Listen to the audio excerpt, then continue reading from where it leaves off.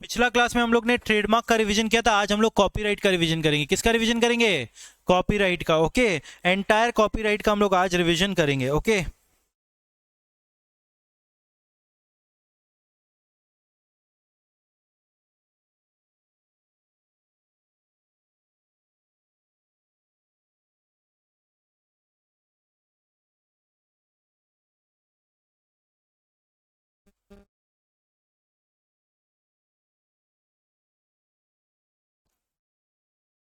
So let's start. Law relating to copyright. Law relating to copyright कौन सा act govern करता है इसको? Copyright act 1957 and copyright rules 2013। ये दोनों चीज को एक संग पढ़ना पड़ेगा, तब कॉपीराइट एक्ट समझ में, तब कॉपीराइट समझ में आएगा। Okay, What do you mean by copyright? Copyright एक legal term होता है. It's a legal term used to describe the right that a creator have over their literary or artistic work. और कौन सा work? Literary, artistic, dramatic, musical, sound recording, architectural recording, computer program, okay, and cinematographic film, cinematographic film, ये सब का rights होता है. इसका legal rights किसके पास होता है? जो उसका ओनर है. लीगल राइट किसके पास होता है? जो उसका ओनर है. उस लीगल टर्म को, वो राइट का लीगल टर्म को क्या बोलते हैं? कॉपीराइट. मतलब भैया मेरा काम है, मेरा बुक है, उसको रिप्रोड्यूस करने का मेरे को राइट है, उसको ट्रांसलेट करने का मेरे को राइट है, उसको डिस्ट्रीब्यूट करने का, उसका कॉपीज डिस्ट्रीब्यूट करने का राइट मेरे पास है, उससे कोई मूवी बनाना है उसका राइट मेरे पास है, उससे कोई साउंड रिकॉर्डिंग बनाना है उसका राइट मेरे पास है. ठीक है, कोई कंप्यूटर प्रोग्राम है उसको ट्रांसलेट करना, उसको डिस्ट्रीब्यूट करना, उसका कॉपी बनाना, उसका बैकअप करना, उसका स्टोरेज करना, सब राइट मेरे पास है. ठीक है, पब्लिकली उसको, अगर बुक को पब्लिकली उसको ड्रामा में प्ले करना है, उसका उसके ऊपर प्ले बनाना है, उसका राइट भी किसके पास होता है? ऑथर के पास होता है. किसके पास होता है? ऑथर के पास होता है.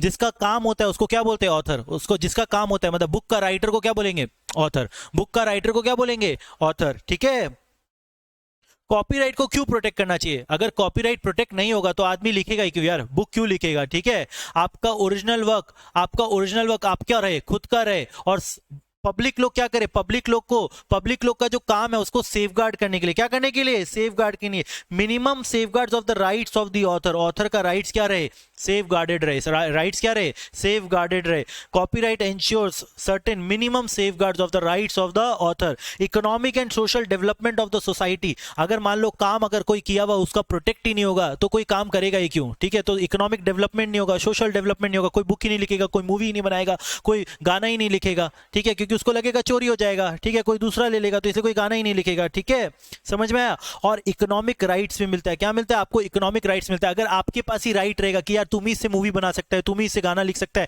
तो कोई अगर मूवी बनाएगा तो तुमको पैसा देगा ना.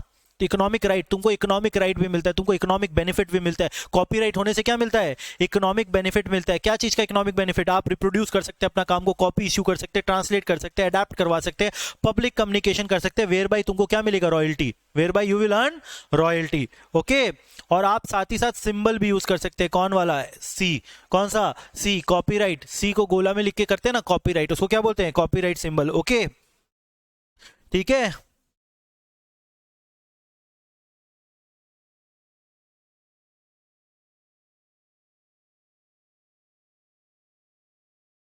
अडेप्टेशन का क्या मीनिंग होता है? अभी बोले ना, अडेप्ट करने का राइट मिलता है. अडेप्टेशन मतलब क्या होता है?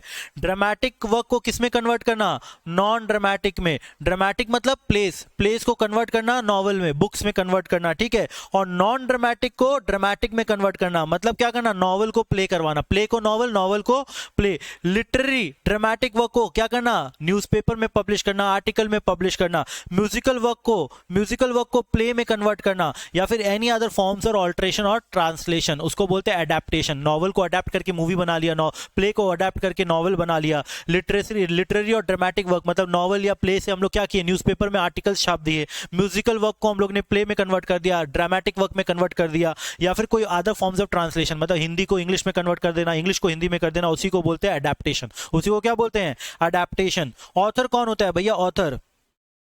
ऑथर कौन होता है?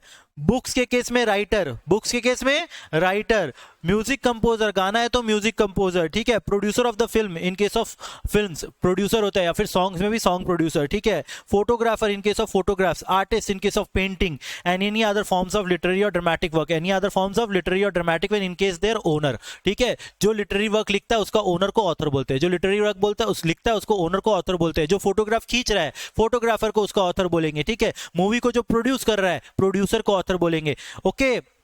म्यूजिक कंपोजर, जो म्यूजिक को कंपोज कर रहा है उसको बोलेंगे ऑथर, उसको बोलेंगे ऑथर बोलेंगे। तो लॉ में बोल रहा है कि हम लोग ऑथर वर्ड यूज करेंगे rather than music composer, writer, ये सब नहीं बोलेंगे। क्या बोलेंगे? ऑथर या फिर ओनर ऑफ कॉपीराइट, ऑथर या फिर owner of copyright, okay. Communication to public क्या होता है? बोला ना कि कॉपीराइट जो करता है वो ही कम्युनिकेट कर सकता है पब्लिक को, वो ही कम्युनिकेट कर सकता है पब्लिक लोग को। Communication to public of any artistic or dramatic work means communication to the public at large for viewing or hearing, ठीक है। मतलब आप पब्लिक में जब बहुत सारा आदमी लोग को एक संग आप कोई चीज बोलते हैं तो वो जाता है communication to public at large. That means newspaper publish करना, बुक्स को पब्लिश करना, बहुत सारा लोग जाके बुक स्टोर में बुक खरीदे तो बुक को जब आप पब्लिश कर देते हो that means communication to the public at large, ठीक है। जरूरी नहीं है कि टीवी हम लोग टीवी में कोई शो चलाए और जरूरी नहीं है कि बहुत जन देख रहा है, भले कोई नहीं देख रहा है लेकिन आपने पब्लिश कर दिया that means it's a communication to the public at large, ठीक है। बुक आपने पब्लिश कर दिया, कोई खरीदा चाहे नहीं खरीदा इससे मतलब नहीं है, आपने बुक को पब्लिश कर दिया that means communication to the public at large, ठीक है। समझ में आ गया? TV, movies, YouTube channel, streaming of movies in Netflix, playing of songs in concert, ये सब क्या हो गया? पब्लिश। म्यूजिक डीवीडीज निकाल दिया, ठीक है, तो भी communication to the public at large हो जाता है, ओके। अब हम लोग पढ़े थे सेक्शन नंबर 13 में work in which the copyright subsist. ऐसा कौन सा काम है जिसमें हम लोग का कॉपीराइट होता है? ऐसा कौन सा काम जिसमें हम लोग को कॉपीराइट होता है?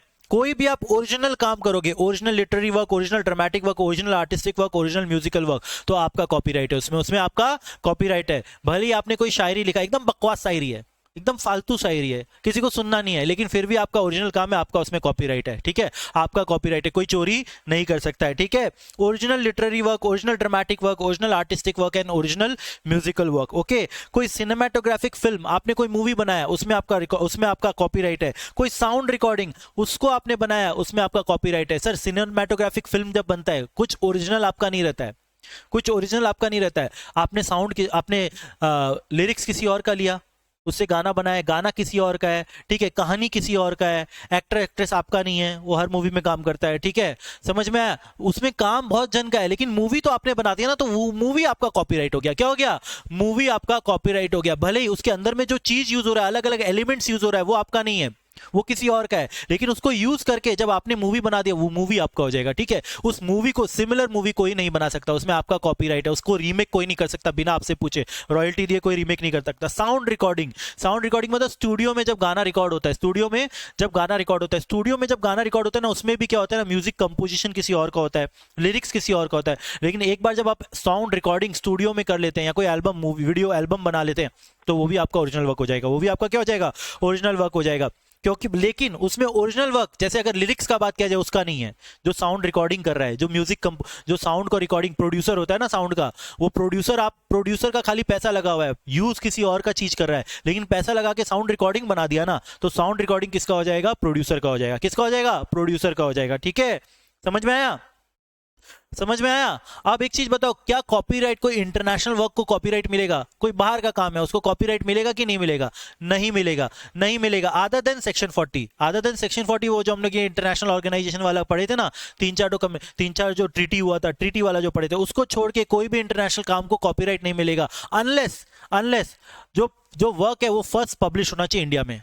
भले ही मार्क जकरबर्ग का वर्क है लेकिन इंडिया में फर्स्ट पब्लिश हुआ ना, अगर इंडिया में मान लो मार्क जकरबर्ग ने बहुत जबरदस्त पैसा लगा के एक मूवी बनाया और लॉन्च इंडिया में किया, बॉलीवुड मूवी बना दिया, तो उसका वर्क है ना यार, it's work publish in India. भले ही वो मार्क जकरबर्ग, उसका प्रोड्यूसर सब कोई और है, लेकिन work is first publish in India ना, तो उसका कॉपीराइट है इंडिया में। नंबर 2, वर्क पब्लिश चाहे बाहर में हुआ हो लेकिन सिटीजन इंडिया का है, जो आदमी वर्क पब्लिश कर रहा है वो इंडिया का है, ठीक है, वो क्या है? इंडिया का है। मान लो जावेद अख्तर एक बहुत जबरदस्त गाना लिखा है लेकिन उसको कहां रिलीज किया? यूएसए में रिलीज किया, उसको कॉपीराइट इंडिया में भी मिलेगा क्योंकि जावेद अख्तर तो इंडिया का है, ठीक है। समझ में आ गया?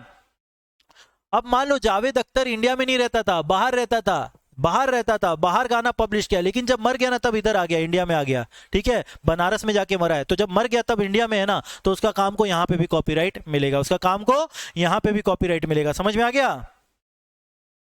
ठीक है। आर्किटेक्चरल डिजाइन को भी मिलेगा क्या कॉपीराइट? अगर आर्किटेक्चरल वर्क इंडिया के बाहर है मिलेगा, उस आर्किटेक्चरल वर्क को इंडिया में कॉपीराइट नहीं मिलता। आर्किटेक्चरल वर्क इंडिया में होना चाहिए, भले सिटीजन इंडिया का है लेकिन आर्किटेक्चरल वर्क बाहर का है, तब कॉपीराइट नहीं मिलेगा उस आर्किटेक्चरल वर्क को। आर्किटेक्चरल वर्क को इंडिया में होना चाहिए, आर्किटेक्चरल वर्क को इंडिया में होना चाहिए, ठीक है।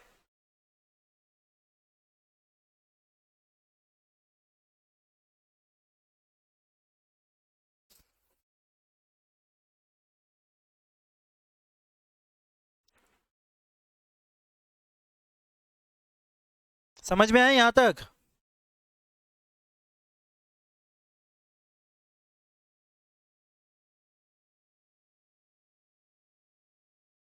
मान लो कोई मूवी बनाया मैंने, मूवी बनाया और उसका सब्सटेंशियल पार्ट मैंने कॉपी करके बनाया, सब्सटेंशियल पार्ट कॉपी करके बनाया, मूवी बनाया, मूवी का क्लाइमेक्स चोरी कर लिया, मूवी का क्लाइमेक्स पूरा कॉपी पेस्ट है, ठीक है। बाहुबली जैसे कटप्पा बाहुबली को मारता है ना, वो पूरा कॉपी कर दिया हम लोग, ठीक है। सलमान खान शाहरुख खान को मार रहा है ऐसे, और वो कटप्पा बन गया अचानक से, ऐसा पूरा कॉपी कर दिया, तो क्या वो मूवी को कॉपीराइट मिलेगा? नहीं, क्योंकि मूवी इज कॉपीड। तो कॉपी चोरी का चीज को कैसे कॉपीराइट तुम ले लेगा? नहीं ना, क्योंकि ओरिजिनल वर्क तो किसी दूसरे का तुमने चुराया और तुम ही बोल रहा है कि मेरा काम पे कॉपीराइट दो, तो नहीं मिलेगा ना। तुम चोरी का काम को कैसे, चोरी का काम को अपना मान सकता है? नहीं ना। वैसे ही कोई तुमने गाना रिकॉर्ड किया, साउंड रिकॉर्डिंग किया, वो भी चोरी का है। साउंड रिकॉर्डिंग क्या है? चोरी का है, ठीक है। मान लो कि मूवी बनाया मैंने, बिना जावेद अख्तर से पूछे, बिना शाहरुख खान से पूछे शाहरुख खान का डांस डाल दिया उस मूवी में, शाहरुख खान डांस कर रहा है, ठीक है, किरण बोल रहा है, ठीक है, रिक डाल दिया उसमें बिना शाहरुख खान से पूछे, तो शाहरुख खान तो केस करेगा ही ना मूवी को, तो तुम्हारा कॉपीराइट हो गया क्या? नहीं ना। तो कभी भी चोरी का चीज के ऊपर कॉपीराइट नहीं मिलेगा, चोरी का चीज के ऊपर कॉपीराइट नहीं मिलेगा, ओके।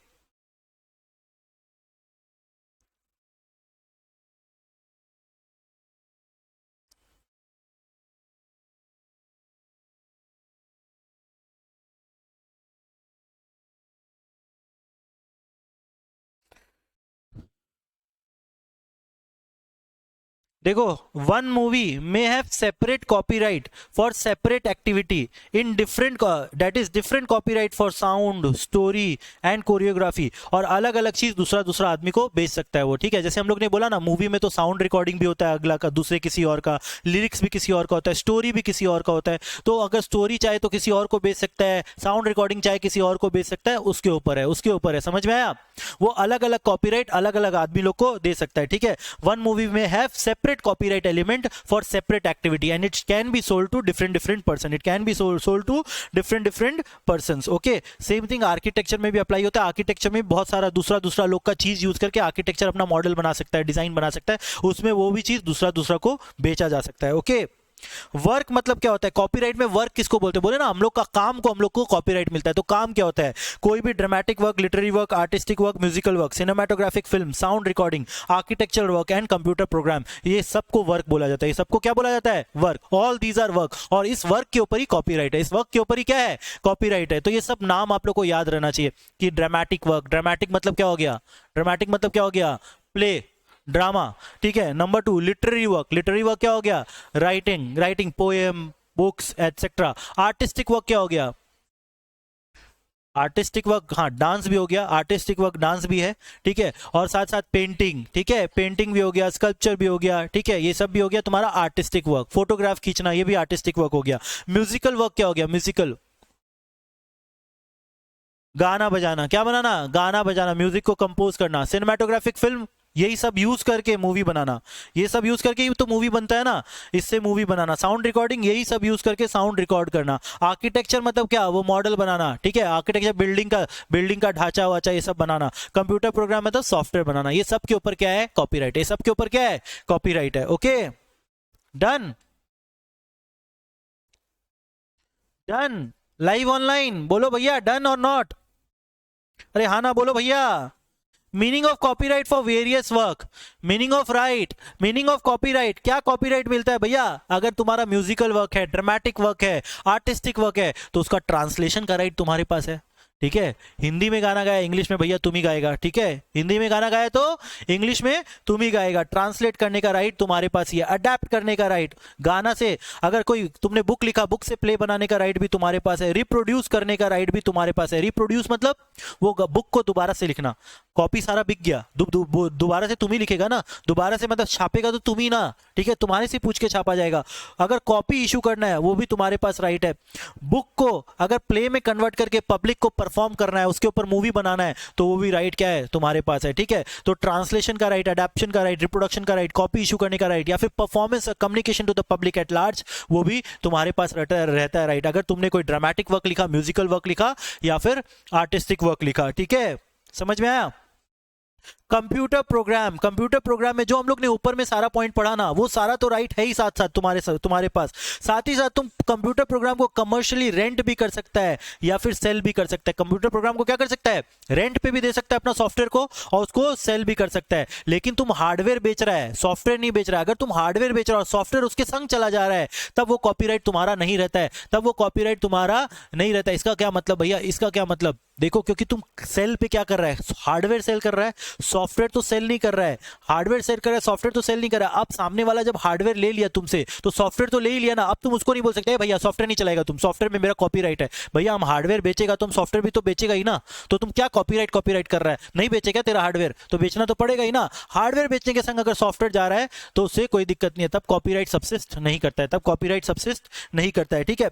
आर्टिस्टिक वर्क मतलब मान लो तुम पेंटिंग बनाया, तुम पेंटिंग बना के स्टोर तो कर सकता है ना बाबू, स्टोर तो कर सकता है। तो स्टोरिंग क्या कोई और कर सकता है, नहीं ना, स्टोरिंग तो तुम ही कर सकता है। मान लो तुम पेंटिंग बना लिया बहुत अच्छा, और स्टोरेज कोई और कर लेगा, तो फिर क्या फायदा, तुम्हारा पेंटिंग तो कोई दूसरा बेच देगा। तो स्टोरेज का राइट तुम्हारे पास ही होता है, स्टोरेज का राइट तुम्हारे पास ही होता है। अगर तुम्हारा पेंटिंग 2D है, 3D में कन्वर्ट करना है, कोई भी ऐरा गैरा आदमी आके कन्वर्ट नहीं कर सकता है, तुम्हारे पास ही राइट है, ठीक है। 3D अगर कोई पेंटिंग है उसको 2D में कन्वर्ट करना है, वो भी राइट तुम्हारे पास ही होता है, वो भी राइट क्या होता है, तुम्हारे पास ही होता है। अगर तुम कोई मूवी बनाया है, मूवी का सीन्स क्या कोई और बेच सकता है, नहीं ना, जो मूवी बनाया है वही तो बेचेगा ना सीन, ठीक है।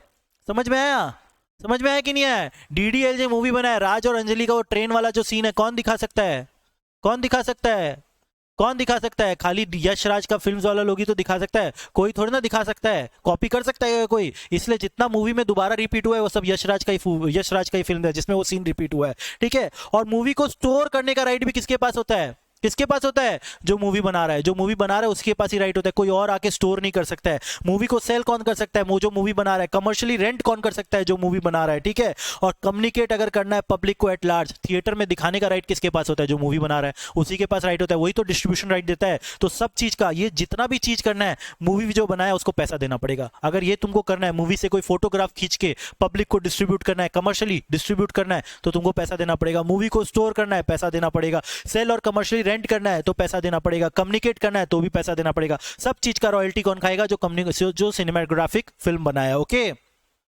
साउंड रिकॉर्डिंग में भी जो चीज मूवी में है वही चीज साउंड रिकॉर्डिंग में, मतलब कि तुम उसको सेल करना है, रेंट करना है, कमर्शियली उसको सेल करना है, रेंट करना है, उसका कॉपी, उसका मूवी का रिकॉर्डिंग को स्टोर कर, साउंड का रिकॉर्डिंग को स्टोर करना है, वो भी किसके पास राइट है, जो साउंड रिकॉर्डिंग कर रहा है, ओके, ठीक है।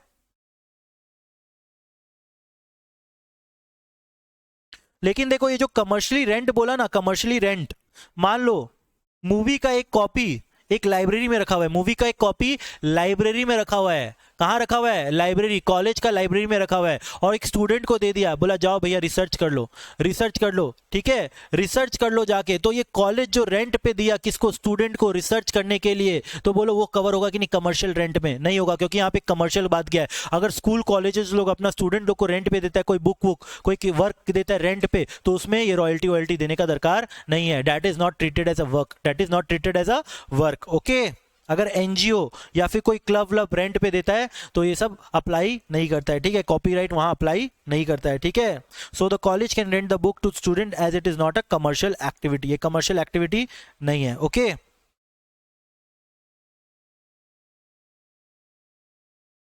फिर हम लोग ने एक केस स्टडी किया था gramophone companies India limited versus super cassette. तो यहाँ पे क्या हुआ था, कोई म्यूजिकल वर्क से साउंड रिकॉर्डिंग बनाया गया था, म्यूजिकल वर्क से साउंड रिकॉर्डिंग बनाया गया था। एक साउंड प्रोड्यूसर को बोला गया था कि म्यूजिकल वर्क को डाल दो साउंड रिकॉर्डिंग में, तो जो साउंड रिकॉर्डिंग बनाया ना वो एक मूवी भी बना लिया उसी म्यूजिकल वर्क से। तो बोला अलाउड है कि नहीं अलाउड है? म्यूजिकल वर्क मिला था खाली साउंड रिकॉर्डिंग चलाने के लिए ना तुमको, बनाने के लिए, तुम काहे को मूवी बनाया? मूवी नहीं बना सकता तो तुमको क्या करना पड़ेगा, कॉपीराइट देना पड़ेगा। क्या देना पड़ेगा? कॉपीराइट, तुमको रॉयल्टी देना पड़ेगा, ठीक है, क्योंकि उसको खाली परमिशन मिला था साउंड रिकॉर्डिंग करने का, मूवी करने का परमिशन नहीं मिला था, ठीक है। तो कोर्ट यही बोला कि तुम म्यूजिकल वर्क से खाली साउंड रिकॉर्डिंग बना सकता है, म्यूजिकल वर्क से फिल्म बनाने के लिए तुमको दोबारा से पूछना पड़ेगा, सेपरेट राइट लेना पड़ेगा। ओके, अब बताओ terms of copyright, terms of copyright बताओ, बताओ टर्म्स ऑफ कॉपीराइट कितना साल के लिए मिलता है copyright? Life time plus 60 years, life time plus 60 years. पहले ये कर लेते फिर असाइनमेंट करेंगे। चलो, टर्म्स ऑफ कॉपीराइट पढ़ो। फॉर एनी ड्रामेटिक, लिटरेरी और म्यूजिकल वर्क, ठीक है, जो आदमी मूवी लिख रहा है, जो आदमी गाना लिख रहा है, जो आदमी बुक लिख रहा है, जो आदमी ड्राइंग पेंटिंग बना रहा है, उसके लिए कॉपीराइट कब से है? उसका जीवन प्लस 60 इयर्स, उसका जीवन प्लस 60 इयर्स, ठीक है। मतलब 10 साल का उम्र में ही मान लो पेंटिंग बना के खल्लास, तो कब? 60 इयर्स तक वेट करना पड़ेगा, 60 इयर्स तक वेट करना पड़ेगा, ठीक है। फॉर एनोनिमस वर्क, मतलब भैया बुक लिखा लेकिन अपना नाम नहीं दिया, बुक को बुक लिखा अपना नाम नहीं दिया, तब पब्लिकेशन प्लस 60 इयर्स। लेकिन अचानक से अपना नाम बता दिया भैया मेरा ही बुक है, तो उसी का बुक हो गया, तब लाइफ टाइम प्लस 60 इयर्स में कन्वर्ट हो जाएगा, लाइफ टाइम प्लस 60 इयर्स में कन्वर्ट हो जाएगा। एनोनिमस वर्क मतलब जब गुप्त नाम दे देता है उसको, ठीक है, ठीक है, शेरशाह कुछ भी नाम दे दिया, ठीक है, जानबूझ के कुछ भी नाम दे दिया कि थोड़ा यूनिक लगे। अब यूनिक लगे तो उसको पहचान नहीं पा रहे हम लोग, अगर पहचान नहीं पा रहे ऑथर कौन है, तब पब्लिकेशन जिस दिन पब्लिश हुआ वो बुक प्लस 60 इयर्स। लेकिन अगर उसको हम लोग पहचान गए कि हाँ ये तो यार वही है, पढ़ के वही समझ में आ रहा है, वही आदमी होगा, तो अगर पढ़ के वही आदमी समझ में आ गया, आइडेंटिफाई कर लिया हम लोग ऑथर को, तब life time plus 60 years, life time plus 60 work. Posthumous work मतलब मरने के बाद अगर कुछ चीज छपा तो छपने के बाद, मतलब जिस दिन पब्लिश हुआ उससे 60 इयर्स, जिस दिन पब्लिश हुआ उससे 60 इयर्स। जॉइंट वर्क है, दो आदमी साथ में बना रहे हैं, एक आदमी पहले टपक गया, दूसरा आदमी बाद में टपका, तो टपकने के बाद 60 इयर्स। ओके, समझ में आया?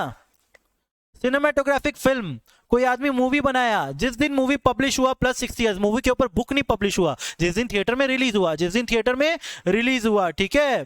सर ट्रेलर जिस दिन दिखाया उस दिन रिलीज मानेंगे कि मूवी जिस दिन दिखाया उस दिन रिलीज मानेंगे? भैया ये लॉ नहीं बोला है, ठीक है। जिस दिन ट्रेलर दिखाते हैं उस समय रिलीज मानते हैं कि जिस समय मूवी, हम तो यही मानेगा जिस समय मूवी दिखाते हैं, ठीक है। ट्रेलर जिस दिन रिलीज होता है उस दिन खाली ट्रेलर रिलीज हुआ है, मूवी रिलीज होता है जिस दिन मूवी रिलीज होता है। ओके, ठीक है।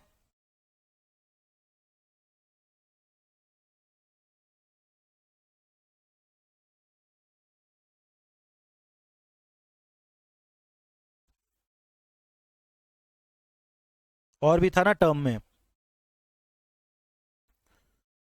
गवर्नमेंट वर्क है, अगर गवर्नमेंट का कोई काम है, अगर गवर्नमेंट का कोई काम है तो जिस दिन पब्लिकेशन हुआ उस दिन से 60 इयर्स, ठीक है। मोदी जी का नहीं देखेंगे, जब मोदी जी मरेगा उससे 60 इयर्स नहीं, जिस दिन पब्लिश हुआ उससे 60 years. Okay, sound recording, sound recording कोई गाना रिकॉर्ड हुआ, स्टूडियो में रिकॉर्ड हुआ, पब्लिकेशन प्लस 60 इयर्स। कोई पीएसयू, पीएसयू मतलब गवर्नमेंट अंडरटेकिंग है, पब्लिक सेक्टर अंडरटेकिंग है, उसका भी पब्लिकेशन प्लस 60 इयर्स। कोई इंटरनेशनल ऑर्गेनाइजेशन का काम है तो public plus 60 years. International organization को सर कॉपीराइट ही नहीं मिलता, हम लोग पढ़ेंगे सेक्शन 40 में मिलता है, कुछ कुछ काम को मिलता है अगर उस कंट्रीज में पब्लिश हुआ है, ठीक है, वो मेंबर है कुछ कुछ ऑर्गेनाइजेशन का, अभी हम लोग आगे रिवीजन में पढ़ेंगे। ओके, ठीक है।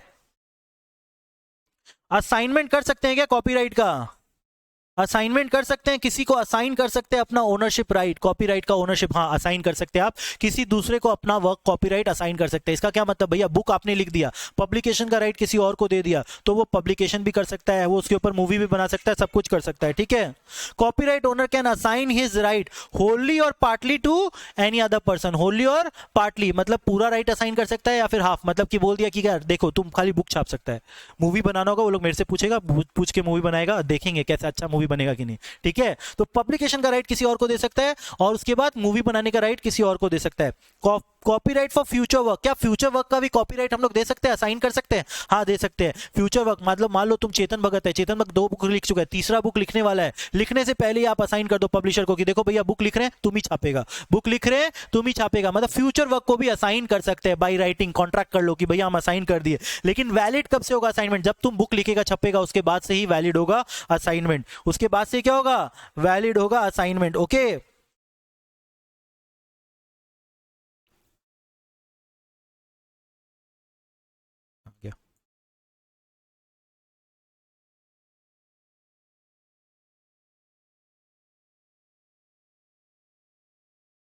असाइनमेंट कैसे होना चाहिए? Assignment should always be in writing, assignment should always be in writing. Orally verbal assignment valid है क्या? चेतन भगत बोल दिया एक पब्लिकेशन हाउस को मेरा बुक तुम ही छापेगा, तथास्तु, तो ऐसे है क्या?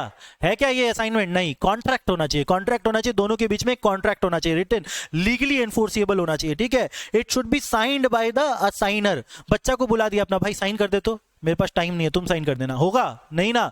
जो कॉपीराइट ओनर है उसी को ही असाइन करना पड़ेगा, वो ही साइन करेगा। ठीक है, या फिर उसका duly authorised agent. Authorised agent कैसे बनोगे भैया? पावर ऑफ अटर्नी होना चाहिए तुम्हारे पास। क्या होना चाहिए? Power of attorney. Power of attorney आएगा तभी तुम एजेंट बनेगा, तभी तुम क्या बनेगा? एजेंट बनेगा। और असाइनमेंट में क्या क्या बात लिखना पड़ेगा? जो कॉन्ट्रैक्ट में बनेगा उसमें क्या क्या चीज रहना चाहिए?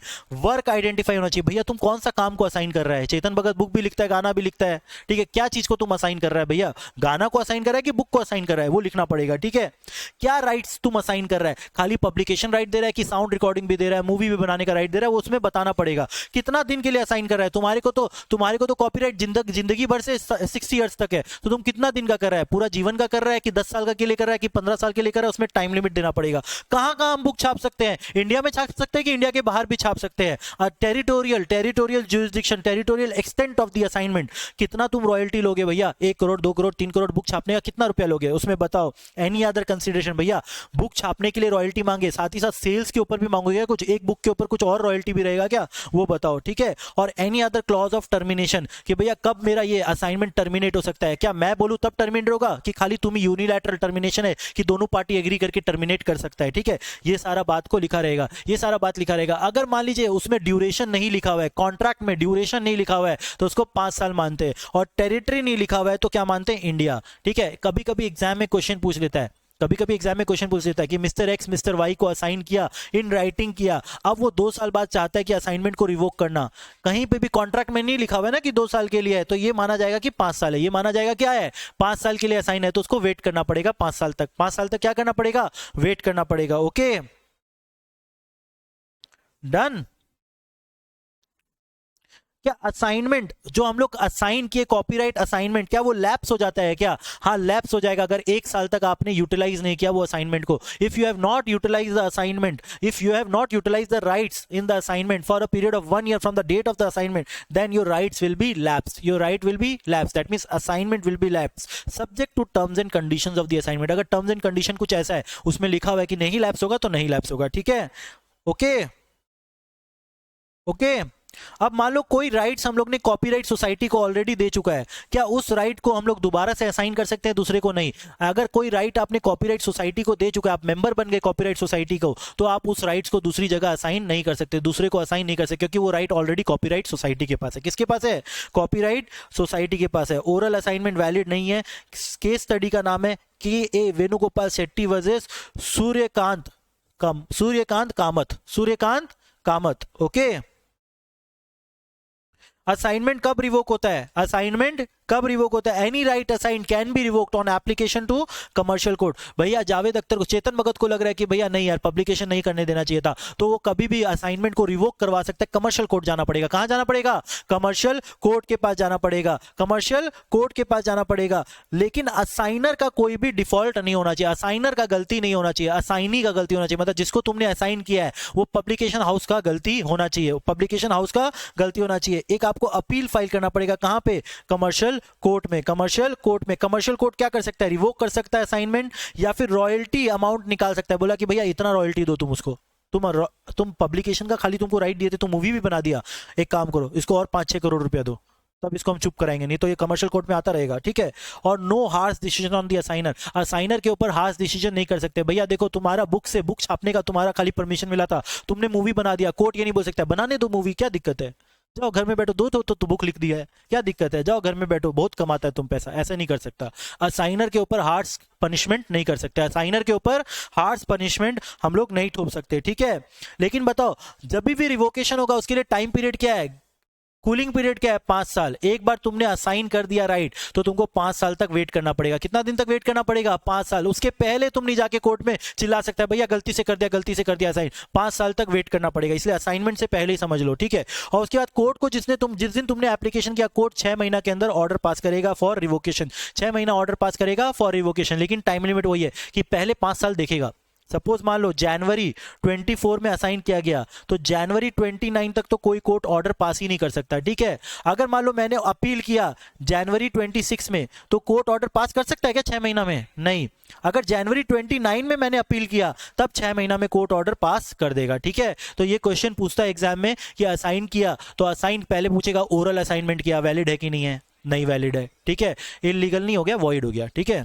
वॉइड बोलो, illegal is not a correct term, ठीक है। फिर उसके बाद वॉइड हो गया, फिर उसके बाद क्या हुआ, आपने उसमें बोला कि यार सामने वाला असाइन कर दिया था लेकिन असाइनमेंट को यूज नहीं किया 2 साल तक, तो क्या हो जाएगा, लैप्स हो जाएगा, 1 साल का टाइम पीरियड है, लैप्स हो जाएगा, ठीक है। फिर नंबर 3 बोला कि कोर्ट कैसे हम लोग असाइनमेंट को रिवोक कर सकते हैं, हाँ असाइनमेंट रिवोक कर सकते हैं by filing an application to commercial court, ठीक है। कमर्शियल कोर्ट कितना दिन में ऑर्डर पास करेगा, 6 महीना में। क्या असाइनमेंट का कोई कूलिंग पीरियड होता है, हाँ कितना दिन का, 5 साल का, कितना, 5 साल का, ठीक है। कोर्ट ऑर्डर तभी पास करेगा जब 5 साल खत्म हो गया।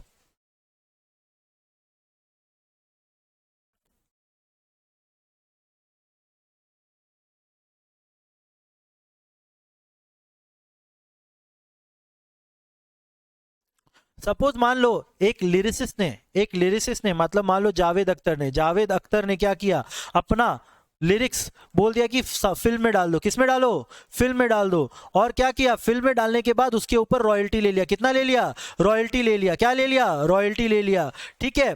अब फिल्म बनाने के बाद वही सेम जो आदमी फिल्म बना रहा है ना, वो साउंड रिकॉर्डिंग भी में भी यूज कर लिया, किसमें यूज कर लिया, साउंड रिकॉर्डिंग में भी यूज कर लिया, और बोला कि यार यही रॉयल्टी जो दी है ना ये दोनों को कवर करता है, तो ये वैलिड है कि नहीं है, वैलिड, ये वैलिड है कि नहीं है, वैलिड। लॉ बोलता है कि ना तुम फिल्म के लिए लिया ना और तुम कोई और चीज में अगर यूज कर रहा है, अगर तुम फिल्म के लिए लिया और कोई और चीज में यूज कर रहा है तो उसके लिए भी रॉयल्टी देना पड़ेगा। ऐसा अग्रीमेंट करना ही वॉइड है, ऐसा अग्रीमेंट मतलब कि तुम जावेद अख्तर को कंपेल नहीं कर सकता, देख भाई तेरा तेरा ये लिरिक्स से तभी हम म्यूजिक बनाएंगे, तभी हम मूवी बनाएंगे जब तुम मेरे को म्यूजिक भी बनाने देगा।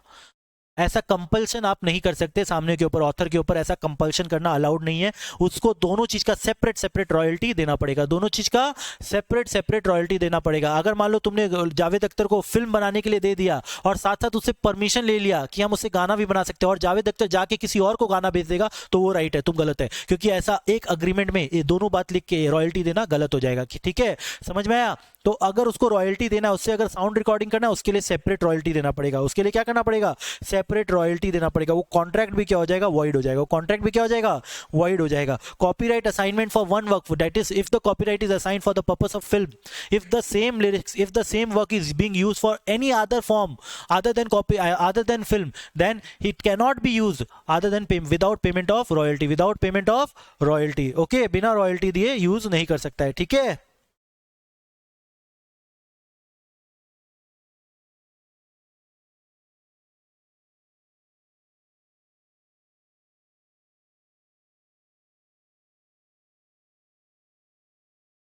ठीक है, अब देखो असाइनमेंट पढ़े ना, असाइनमेंट के बाद आ जाता है licence.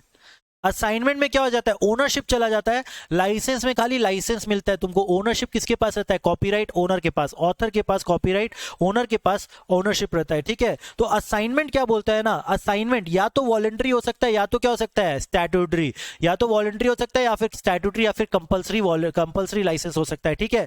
Licence by owner of the copyright voluntarily, मतलब खुद ही राइट, तुम खुद ही क्या कर दिया, लाइसेंस दे दिया। The author of the copyright owner has exclusive right in his creative work and and he alone has a right to grant license with respect of such work. With respect of such work, अपना existing काम के ऊपर भी तुम licence दे सकता है, कोई फ्यूचर काम के ऊपर भी लाइसेंस दे सकता है. फ्यूचर काम मतलब अभी तक काम आया नहीं, वही असाइनमेंट की तरह अपना एग्जिस्टिंग काम के ऊपर भी असाइनमेंट दे सकता है तुम, कोई फ्यूचर वर्क के ऊपर भी असाइनमेंट दे सकता है. Same goes with license also. तुम अभी का काम के ऊपर लाइसेंस दे सकता है और कोई आने वाला काम के ऊपर भी लाइसेंस दे सकता है, क्योंकि वो ओनर जो लाइसेंस दे रहा है उसके पास एक्सक्लूसिव राइट है. क्या है? एक्सक्लूसिव राइट है. Okay. License does not transfer ownership. License से ओनरशिप नहीं जाता है, लेकिन लाइसेंस देने के लिए भी राइटिंग में होना चाहिए. किस में होना चाहिए? राइटिंग में होना चाहिए. और साइन कौन करेगा? वो या फिर उसका ऑथराइज्ड एजेंट. वो या फिर उसका ऑथराइज्ड एजेंट. ओके. अब कंपलसरी लाइसेंस क्या होता है? देखो, ये तो हो गया वॉलंटरी लाइसेंस, मतलब ओनर खुद दे दिया लाइसेंस. एक होता है कंपलसरी लाइसेंस. एक होता है क्या? Compulsory licence. कंपलसरी लाइसेंस वो होता है जब ओनर क्या हो जाता है? एडामेंट हो जाता है कि भैया हम नहीं छापूंगा, हम छापूंगा ही नहीं, हमको छापने बोलो ही मत, हम नहीं छापेंगे. अगर ऐसा ओनर है, एकदम एडमेंट है, रूड है, the copyright owner for any publish और ऑलरेडी पब्लिश्ड वर्क, ठीक है, रिफ्यूजिंग टू रिपब्लिश और refusing to communicate to the public और ब्रॉडकास्ट. अगर मान लो जो कॉपीराइट ओनर है वो बोल रहा है कि यार एक बार छाप दिए ना, अब दोबारा हम नहीं छापेंगे, अगर वो एडमेंट हो जाएगा, तब फिर क्या कर सकते हैं आप? कमर्शियल कोर्ट में एक एप्लीकेशन डाल सकते हैं या फिर कंप्लेंट डाल सकते हैं, और वो रिफ्यूज कर रहा है कि हम रिपब्लिश नहीं करेंगे वो उस वर्क को, या फिर रिकम्युनिकेट नहीं करेंगे, दोबारा से कम्युनिकेट नहीं करेंगे, ब्रॉडकास्ट नहीं करेंगे.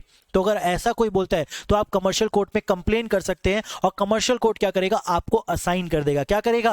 असाइन कर देगा. सर क्या फ्री में असाइन हो जाएगा? नहीं, तभी भी उसको रॉयल्टी देना पड़ेगा. तभी भी क्या करना पड़ेगा आपको? कॉपीराइट ओनर को रॉयल्टी देना पड़ेगा. सर वो तो मना कर रहा है, मना कर रहे तो क्या हो गया? उसका काम यूज कर लोगे क्या? उसको रॉयल्टी देना पड़ेगा, उसको रॉयल्टी देना पड़ेगा. तो court after giving opportunity of being heard to the owner may direct registrar to grant the license. Opportunity of being heard देगा, ओनर को पूछेगा भैया क्यों मना कर रहे हो. अगर उसका जेन्युइन रीजन लगा तब क्या करेगा? तब नहीं करेगा ग्रांट लाइसेंस. लेकिन अगर नहीं लगा यार ये तो बचकाना हरकत है, तब कर देगा. क्या करेगा? तब ग्रांट कर देगा. तब लाइसेंस क्या करेगा? ग्रांट कर देगा. ओके. ओके. अगर कोई वर्क अनपब्लिश है, अगर कोई वर्क क्या है? अनपब्लिश्ड है. अगर कोई अनपब्लिश्ड वर्क है उसके ऊपर भी क्या लाइसेंस ग्रांट हो सकता है? जी हाँ, लाइसेंस ग्रांट उसके ऊपर भी हो सकता है. इन केस ऑफ पब्लिश्ड या फिर unpublished work where the owner is dead और अनट्रेसेबल. कोई वर्क अनपब्लिश है जिसका ओनर ही डेड है, जिसका ओनर क्या है? डेड है. अब उसको हमको पब्लिश करना है. हाँ, पब्लिश कर सकते हैं. आपको एप्लीकेशन करना पड़ेगा कोर्ट के ऊपर, और कोर्ट अगर कोर्ट को लगता है कि हाँ देना चाहिए तो लाइसेंस तुमको क्या करेगा? ग्रांट कर देगा. Applicant can file an application to the commercial court. ठीक है, कमर्शियल कोर्ट में एक एप्लीकेशन करना पड़ेगा, साथ ही साथ एक एडवर्टाइजमेंट देना पड़ेगा. कहां पे? न्यूज़पेपर में, इंग्लिश न्यूज़पेपर में तुमको एडवर्टाइजमेंट देना पड़ेगा, और एडवर्टाइजमेंट का एक कॉपी अफिक्स करना पड़ेगा कोर्ट का एप्लीकेशन के संग. और एप्लीकेशन अगर हम लोग कर देंगे, एप्लीकेशन हम लोग ने कोर्ट में किया, कोर्ट एक रॉयल्टी फिक्स करेगा. क्या करेगा? एक रॉयल्टी फिक्स करेगा. सर आदमी तो मर गया, किसको रॉयल्टी जाएगा? उसका लीगल हेयर को, उसका लीगल हेयर को. अगर लीगल हेयर भी अभी तक पता नहीं है तब फिर कहां जाएगा? Public account of India. Public account of India. ठीक है. अनपब्लिश वर्क मतलब अभी तक पब्लिश नहीं हुआ है, ठीक है, काम आपको छापना है, ओनर नहीं मिल रहा है, ओनर या तो डेड है या तो नहीं मिल रहा है, लेकिन आपको छापना है. अलाउड है कि आप छापो, लेकिन कमर्शियल कोर्ट को एक एप्लीकेशन फाइल करना पड़ेगा, साथ ही साथ न्यूज़पेपर में एडवर्टीजमेंट भी देना पड़ेगा, और उस एडवर्टीजमेंट का कॉपी उस एप्लीकेशन के संग लगाना पड़ेगा. कोर्ट क्या करेगा? आपके संग हियरिंग करेगा, एक रॉयल्टी का अमाउंट फिक्स करेगा. रॉयल्टी आपको देना पड़ेगा public account of India. Public account of India. लेकिन मान लो कि इंग्लिश वर्क है, आपको इंग्लिश का हिंदी में कन्वर्ट करना है. इंग्लिश वर्क जो लिखा था वो मर गया, ठीक है, या फिर अनट्रेसेबल है, ठीक है, अब उसको हिंदी में कन्वर्ट करना है, तो हिंदी न्यूज़पेपर में एडवर्टीजमेंट देना पड़ेगा. कहां देना पड़ेगा? हिंदी न्यूज़पेपर में एडवर्टीजमेंट देना पड़ेगा. ओके. Okay, done. समझ में आया यहां तक? सबसे पहले क्या था? वॉलंटरी, उसके बाद क्या था? कंपलसरी, उसके बाद अनपब्लिश्ड. वॉलंटरी मतलब खुद ही दे दिया, ठीक है. कंपलसरी क्या आता है? जब मान लो जिसका कॉपीराइट ओनर है वो रिफ्यूज कर रहा है कि हम दोबारा नहीं छापेंगे, तो फिर क्या करोगे आप? कोर्ट को कंप्लेन करो. कोर्ट क्या करेगा? एक रॉयल्टी का अमाउंट फिक्स करेगा और बोल देगा छाप दो, ठीक है. नंबर 3, जिसका काम है वो मर गया, तो कोर्ट को एप्लीकेशन फाइल करो, न्यूज़पेपर में एडवर्टीजमेंट फाइल करो, न्यूज़पेपर का एडवर्टीजमेंट का कॉपी लगाओ, रॉयल्टी का अमाउंट कहां जमा होगा? Public account of India. Public account of India. Okay. Sir अगर broadcasting of literary and musical work है, क्या है? लिटरेरी और म्यूजिकल वर्क है. कोई लिटरेरी वर्क है और म्यूजिकल वर्क है. लिटरेरी मतलब कोई बुक है, या फिर कोई म्यूजिकल वर्क है, या फिर कोई साउंड रिकॉर्डिंग है, उसका कोई ब्रॉडकास्ट करना है तुमको. क्या करना है? ब्रॉडकास्ट करना है. Any broadcasting organisation can give notice of their intention of broadcasting the work. The intention must specify the duration and technical coverage of the broadcast. For broadcasting of the work the owner must be paid the royalty fixed by the commercial court. Royalty fix must be different for radio and TV. देखो क्या होता है ना, जब literary और artistic work होता है ना, क्या होता है, लिटरेरी और आर्टिस्टिक वर्क, लिटरेरी और म्यूजिकल वर्क, लिटरेरी और म्यूजिकल वर्क, तो उसके लिए क्या होता है ना, रॉयल्टी का अमाउंट फिक्स है। रॉयल्टी का अमाउंट क्या है, फिक्स है, जो कि कौन फिक्स किया है, कोर्ट, कोर्ट फिक्स किया है। उसके लिए बार बार एप्लीकेशन नहीं देने का दरकार है, खाली क्या करो, आप कोर्ट से परमिशन मांगो, रॉयल्टी का अमाउंट पे कर दो। सर कहां से पता चलेगा रॉयल्टी, रॉयल्टी तो कोर्ट बताता है ना कितना देना है, नहीं, ये सब वर्क में ऑलरेडी फिक्स है, ऑलरेडी क्या है, फिक्स है। मतलब क्या हुआ सर, देखिए कोई ब्रॉडकास्टिंग ऑर्गेनाइजेशन, मतलब रेडियो, रेडियो को कोई गाना बजाना है, रेडियो को क्या करना है, गाना बजाना है अपना रेडियो चैनल में। अगर गाना बजाना है रेडियो चैनल में, तुम किसका गाना बजाना चाहते हो, ठीक है, और जिसका गाना बजाना चाहते हो देखना पड़ेगा वो कोई कॉपीराइट सोसाइटी का मेंबर है कि नहीं है, और उतना अमाउंट पे कर दो और उसके बाद तुम गाना बजा लो। समझ में आया? तो वही बोला, any broadcasting organization shall give notice of their intention of broadcasting the work. उसका इंटेंशन है कि रेडियो में गाना बजाना है, और उसके साथ साथ वो नोटिस जो दे रहा है उसमें बताएगा कितना दिन के लिए बजाएगा, 1 साल के लिए यूज करेगा, 2 साल के लिए यूज करेगा, 3 साल के लिए यूज करेगा, कब कब यूज करेगा, और कहां कहां ये गाना बजेगा, खाली कैलकाटा में बजेगा कि पूरा इंडिया में बजेगा। अगर पूरा इंडिया में बजेगा तो रॉयल्टी ज्यादा होगा, खाली कैलकाटा में बजेगा तो रॉयल्टी कम होगा, ठीक है। जितना ज्यादा दिन के लिए मांगेगा उतना रॉयल्टी ज्यादा होगा, जितना कम दिन के लिए मांगेगा रॉयल्टी कम होगा। Royalty, the broadcasting of the work, the owner must paid the royalty fix by the commercial court. Commercial court जो रॉयल्टी फिक्स करेगा वो रॉयल्टी आपको देना पड़ेगा, और कमर्शियल कोर्ट रेडियो में चलाने के लिए अलग रॉयल्टी बोलेगा, टीवी में चलाने के लिए अलग रॉयल्टी देगा। ओके, समझ में आया? ब्रॉडकास्टिंग ऑर्गेनाइजेशन को मेंटेन करना पड़ेगा क्या, प्रॉपर बुक्स ऑफ अकाउंट्स और record which shall be inspected at any time by the owner of the copyright. भैया बिना तुम कॉपीराइट ओनर से पूछे तुम यहाँ पे बुक पब्लिश का अपना साउंड रिकॉर्डिंग दे रहे हैं, क्योंकि कोर्ट ऑर्डर, कोर्ट का तो क्या ऑर्डर निकला हुआ है कि तुम कोई भी गाना बजा सकता है, हम लोग ये रॉयल्टी फिक्स किया हुआ है।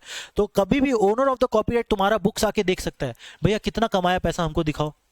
रॉयल्टी तो हम सेल्स पे ले रहा है, तुम जितना गाना बजा रहा है, जितना कमा रहा है हम उसके ऊपर ले रहा है। कहीं तुम करोड़ों तो नहीं कमा लिया, मेरे को लाखों में तुम छोड़ दिया, मेरे को तो करोड़ों दो, तो मेरे को करोड़ रुपया दो। तो इसीलिए क्या कर सकता है, बुक्स ऑफ अकाउंट को इंस्पेक्ट कर सकता है। बुक्स ऑफ अकाउंट क्या कर सकता है, इंस्पेक्ट कर सकता है ओनर ऑफ कॉपीराइट। ओके, और ओनर ऑफ द कॉपीराइट को कुछ एडवांस रॉयल्टी देना पड़ेगा। क्या देना पड़ेगा, एडवांस रॉयल्टी देना पड़ेगा, ठीक है।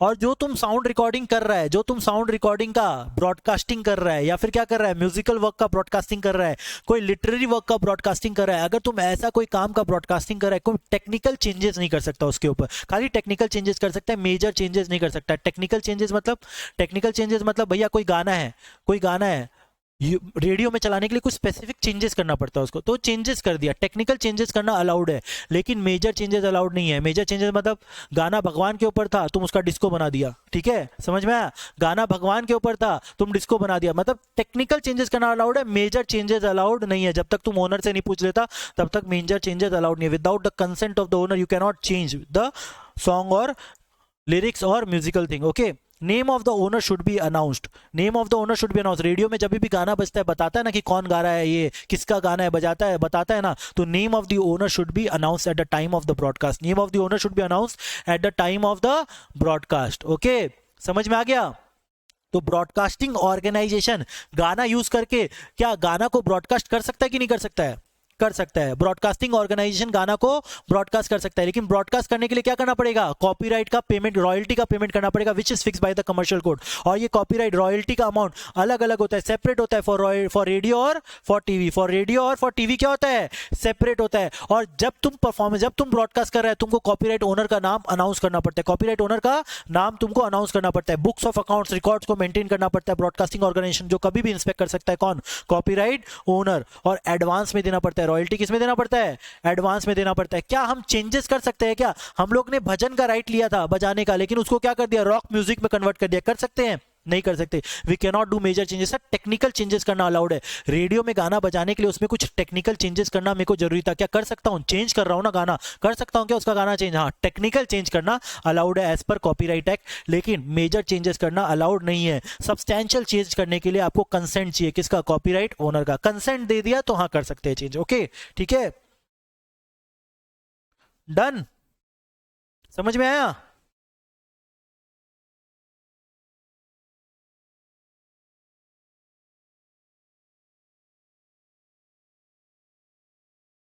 कौन कौन सा राइट को अपने लाइसेंस दे सकते हैं, क्या क्या चीज का लाइसेंस दे सकते हैं, reproduce the broadcast, make sound और video recording, reproduce such recording, sell और रेंट कमर्शियली, या फिर communicate to the public for payment, communicate to the public for payments. Okay, terminate कर सकते हैं क्या लाइसेंस को? एक बार लाइसेंस दिया किसी को, टर्मिनेट कर सकते हैं कि नहीं कर सकते हैं?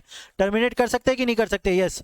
Any license for translation shall be terminated if the legal representative or copyright owner publishes the translation in the similar language at the standard price charged for similar work. Okay, इसका क्या मतलब? भैया मैंने क्या किया, मेरे को लाइसेंस मिला, मेरे को कंपलसरी लाइसेंस गवर्नमेंट से मिला, गवर्नमेंट से कंपलसरी लाइसेंस मिला, ओनर ट्रेसेबल नहीं था, ओनर ट्रेसेबल नहीं था। एक बुक को मैंने, इंग्लिश बुक को हिंदी में कन्वर्ट कर दिया, एक इंग्लिश बुक को मैंने हिंदी में कन्वर्ट कर दिया, लेकिन जो ओनर है ना, ओनर का जो लीगल हेयर लोग था ना, वो भी हिंदी में पब्लिकेशन निकाल दिया, वो लोग भी क्या किया, हिंदी में पब्लिकेशन निकाल दिया। लेकिन मेरे को तो लाइसेंस मिल गया था ना गवर्नमेंट से कि तो भैया तुम कर दो ट्रांसलेट, लेकिन ओनर का जो लीगल हेयर है वो ट्रांसलेट कर दिया हिंदी में। तो भैया ओनर का लीगल हेयर अगर हिंदी में ट्रांसलेट कर दिया, वो राइट उसका हो जाता है, तुम्हारा लाइसेंस टर्मिनेट हो जाता है, तुम्हारा लाइसेंस टर्मिनेट हो जाता है। लेकिन 3 मंथ्स तुमको मिलेगा, क्या मिलेगा?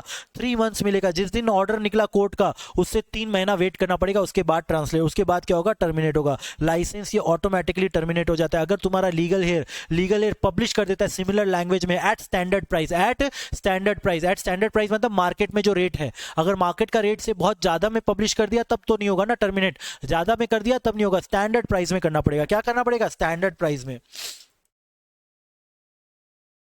Okay, done. समझ में आ रहा है यहां तक?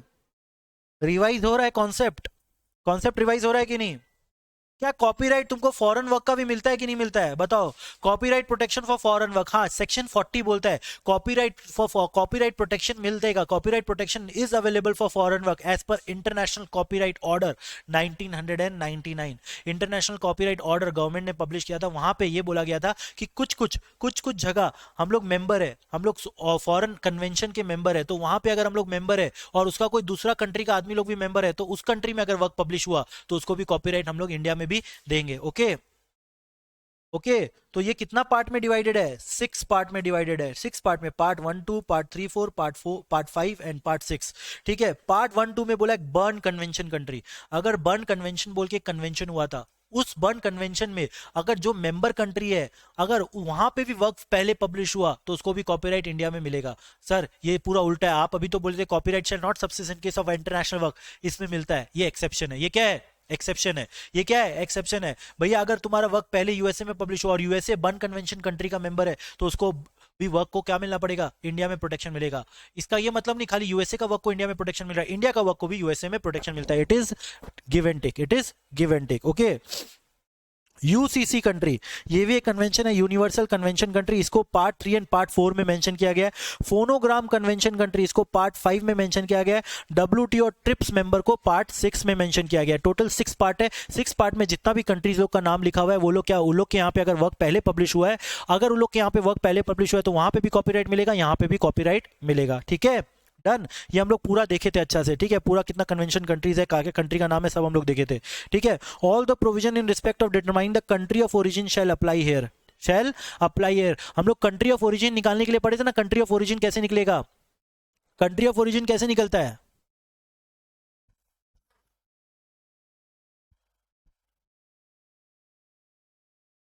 भैया वर्क जहां पहले पब्लिश हो that is a country of origin.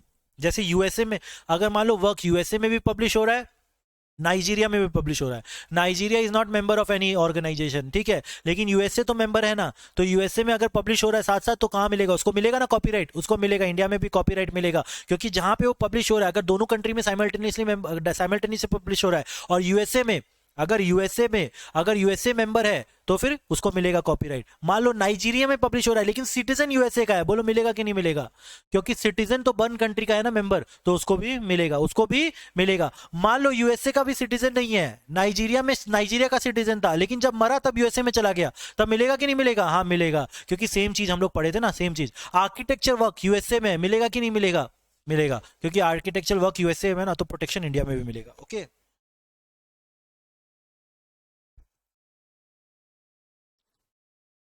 Term of copyright कैसे निकलेगा?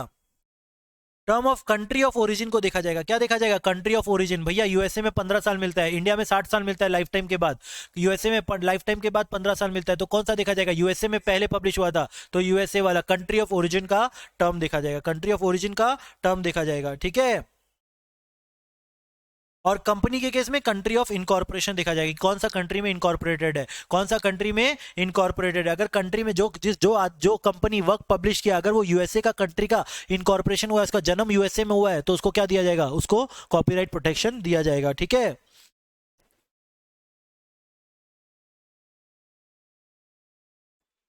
कॉपीराइट सोसाइटी, कॉपीराइट सोसाइटी क्या होता है, कॉपीराइट सोसाइटी क्या होता है, कॉपीराइट सोसाइटी एक कलेक्टिव ऑर्गेनाइजेशन है, कलेक्टिव सोसाइटी है, जो क्या करता है, मैनेज करता है कॉपीराइट को, क्या करता है, मैनेज करता है, प्रोटेक्ट करता है कॉपीराइट को। कौन बनाता है भैया, कॉपीराइट ओनर लोग इसका मेंबर होके एक सोसाइटी बनाया। ठीक है, क्योंकि एक कॉपीराइट ओनर को नहीं पता कि कहां कहां उसका गाना बज रहा है पूरा इंडिया में, तो क्या किया, वो जितना भी प्रोटेक्शन है किसको दे दिया, राइट किसको दे दिया, कॉपीराइट सोसाइटी को। अब वो देखेगा पूरा इंडिया में कहां कहां बज रहा है गाना, रॉयल्टी कलेक्ट करेगा और इसको डिस्ट्रीब्यूट करेगा, रॉयल्टी कलेक्ट करेगा और इसको डिस्ट्रीब्यूट करेगा। ठीक है।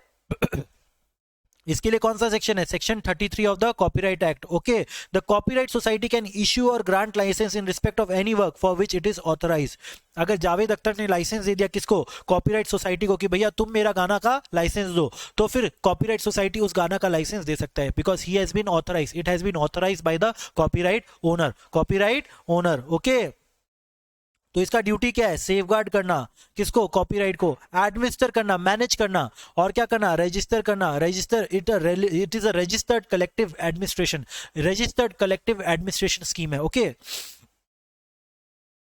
ओके, रजिस्ट्रेशन, बिना रजिस्ट्रेशन के आप कॉपीराइट सोसाइटी बन सकते हो कि नहीं बन सकते हो, एक आदमी कॉपीराइट सोसाइटी बनना चाहता है, बन सकता है कि नहीं बन सकता है, नहीं, उसको पहले रजिस्ट्रेशन लेना पड़ेगा। कॉपीराइट सोसाइटी अगर आपको लाइसेंस ग्रांट करना है, मैं जावेद अख्तर का लाइसेंस ग्रांट करना चाहता हूं, मैं सोनू निगम का लाइसेंस ग्रांट करना चाहता हूं, बिना लाइसेंस के आप ग्रांट कर सकते हो क्या, आपको पहले मान लो तुमको वो भी मिल गया, लाइसेंस भी मिल गया ग्रांट करने का, फिर भी नहीं कर सकते जब तक आपने रजिस्ट्रेशन नहीं लिया, जब तक आपने रजिस्ट्रेशन लिया। जावेद अख्तर मेरे को बोल देता है भैया मेरा गाना बेच, सोनू निगम बोल देता है भैया मेरा गाना बेच, लेकिन जब तक मैं रजिस्टर्ड कॉपीराइट सोसाइटी नहीं हूं तब तक मैं ये नहीं कर सकता हूं, ये वाला काम मैं नहीं कर सकता हूं। तो रजिस्ट्रेशन करना पड़ेगा, क्या करना पड़ेगा, रजिस्ट्रेशन करना पड़ेगा। Okay, it should be registered under the act to carry out such work, to carry out such work. Okay, central government ऐसे ही दे देगा क्या कॉपीराइट सोसाइटी को लाइसेंस, नहीं, पहले कुछ कुछ देखेगा, कुछ कुछ चीज देखेगा कि उसका प्रोफेशनल कंपिटेंस एंड एबिलिटी है कि नहीं, क्या है, प्रोफेशनल कंपिटेंस और एबिलिटी है कि नहीं, वो इंटरेस्ट ऑफ द ओनर और ऑथर को प्रोटेक्ट कर पा रहा है कि नहीं कर पा रहा है, पब्लिक का इंटरेस्ट को है कि नहीं, कन्वीनियंस बढ़ेगा कि नहीं बढ़ेगा, या फिर ऐसे ही झमेला बढ़ेगा, कोई कॉपीराइट सोसाइटी को दे देंगे ये काम तो और झमेला बढ़ेगा, कन्वीनियंस बढ़ जाएगा ना पब्लिक को। अब जावेद अख्तर सोनू निगम से अलग अलग पूछने का दरकार नहीं, खाली कॉपीराइट सोसाइटी को पूछो और लाइसेंस ले लो। ठीक है, प्रोफेशनल कंपिटेंस, वो आदमी का औकात भी है कि नहीं कॉपीराइट लाइसेंस देने का, ठीक है, वो आदमी को औकात है कि नहीं कॉपीराइट सोसाइटी बनने का। ठीक है, अगर उसका औकात नहीं है, उसके पास कंप्यूटर नहीं, कंप्यूटर चलाना नहीं आता है, लेकिन कॉपीराइट सोसाइटी बनना चाहते हो, बाबू कंप्यूटर नहीं आता चलाना, पहले कॉपीराइट कंप्यूटर सीख के आओ। ठीक है, समझ में आया, कॉपीराइट सोसाइटी बनने के लिए तुम्हारा औकात होना चाहिए। ठीक है, जावेद अख्तर को जानते ही नहीं फिर भी लाइसेंस बेचूंगा मिलेगा क्या, नहीं ना, पहले तुमको दिखाना पड़ेगा तुम्हारा कनेक्शन है कि नहीं जावेद अख्तर से। ठीक है, registration should be valid for, registration is valid कितना दिन के लिए, 5 साल के लिए, एक बार कॉपीराइट सोसाइटी का रजिस्ट्रेशन मिल गया 5 साल के लिए वैलिड होगा, रिन्यू करा सकते हैं, लेकिन तुमको एक रिपोर्ट सबमिट करना पड़ेगा रजिस्ट्रार को। सर क्या लिखा रहेगा रिपोर्ट में, तुम्हारा बुक्स ऑफ अकाउंट्स रहेगा, और ये भी तुमको दिखाना पड़ेगा कि तुम इंटरेस्ट ऑफ द ऑनर और ऑथर प्रोटेक्ट कर पा रहे कि नहीं। इंटरेस्ट ऑफ द ओनर कैसे प्रोटेक्ट होगा भैया, जो तुमने रॉयल्टी फीस कलेक्ट किया वो रॉयल्टी तुम पे कर रहे हो कि नहीं कर रहे हो सोनू निगम को, जावेद अख्तर को। ओके, ठीक है, बिना रजिस्ट्रेशन के क्या मैं लाइसेंस दे सकता हूं कि नहीं दे सकता हूं, बिना रजिस्ट्रेशन के कॉपीराइट सोसाइटी बिना रजिस्ट्रेशन के क्या लाइसेंस ग्रांट कर सकता है कि नहीं कर सकता है, नहीं कर सकता है। क्या इंडिविजुअल अपना लाइसेंस ग्रांट कर सकता है कि नहीं कर सकता है बिना रजिस्ट्रेशन के, as a cooperative society, as a copyright society individual Javed Akhtar अपना लाइसेंस ग्रांट करना चाहता है, कर सकता है कि नहीं कर सकता है, या फिर उसको कॉपीराइट सोसाइटी का लाइसेंस चाहिए होगा, बताओ। कर सकता है, क्योंकि उसको क्यों करना है, कॉपीराइट सोसाइटी एक कलेक्टिव ऑर्गेनाइजेशन है, अगर तुम 4-5 आदमी का लेके एक संघ अगर लाइसेंस देना चाहता है तब तुमको कॉपीराइट सोसाइटी का रजिस्ट्रेशन लगेगा। ठीक है, अब एक और क्वेश्चन, एक मूवी है, एक फिल्म प्रोड्यूसर है, वो फिल्म प्रोड्यूसर का अलग अलग लाइसेंस किसी दूसरा आदमी को देना चाहता है, वो दे सकता है कि नहीं दे सकता है बिना registration as a copyright society, बोलो बोलो, दे सकता है कि नहीं दे सकता है, नहीं दे सकता है, क्योंकि एक मूवी बनाने के लिए तुमको साउंड रिकॉर्डिंग भी लगेगा, तुमको लिटरेरी वर्क भी लगेगा, तुमको म्यूजिकल वर्क भी लगेगा, तुमको ड्रामेटिक वर्क भी लगेगा, तो उसमें अलग अलग आदमी इन्वॉल्व है, तो तुम एक संग 4-5 आदमी का लाइसेंस के संग खेल नहीं सकते, तुमको पहले रजिस्ट्रेशन लेना पड़ेगा, क्या चीज के लिए, कॉपीराइट सोसाइटी के लिए। क्या रजिस्ट्रेशन लेना पड़ेगा, कॉपीराइट सोसाइटी का। इसका एग्जाम्पल है Indian performing right society. Indian performing right society, ये लोग एक कॉपीराइट सोसाइटी है जो कि किसका राइट देता है, लाइसेंस देता है, गाना वाना का लाइसेंस देता है, ठीक है। होटल्स में, थिएटर्स में, ये सब में जो गाना वाना बजता है, ये लोग से ही लाइसेंस, क्लब्स में, पब्स में जो गाना बजता है, आईपीआरएस से ही लाइसेंस लेके बजता है। ओके,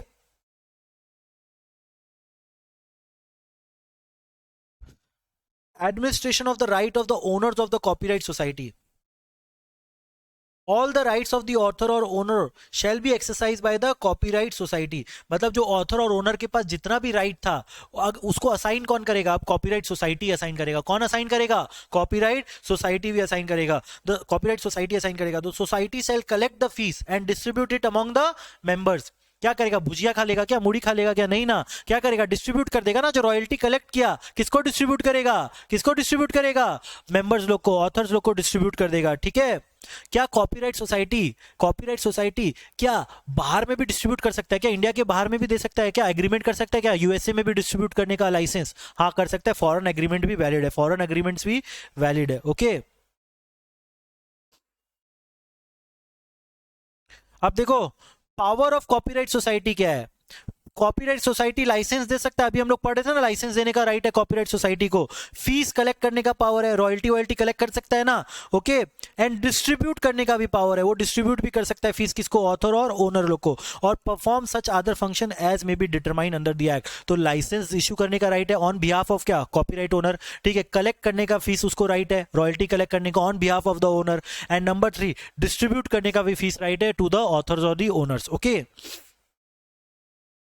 कॉपीराइट सोसाइटी पे कंट्रोल किसका रहेगा बताओ, ऑब्वियसली ऑथर और ओनर, ऑथर और ओनर। बट लेकिन वो लोग अब्यूज ऑफ पावर नहीं करेगा, अब्यूज ऑफ पावर नहीं करेगा। जावेद अख्तर को चेयरमैन बना दिया गया आईपीआरएस का, अब वो खाली अपना ही गाना का लाइसेंस देता है, किसी दूसरे का नहीं देता है, ठीक है। तो गलत हो जाएगा ना, उसको सब मेंबर्स लोग का देखना पड़ेगा। ओके,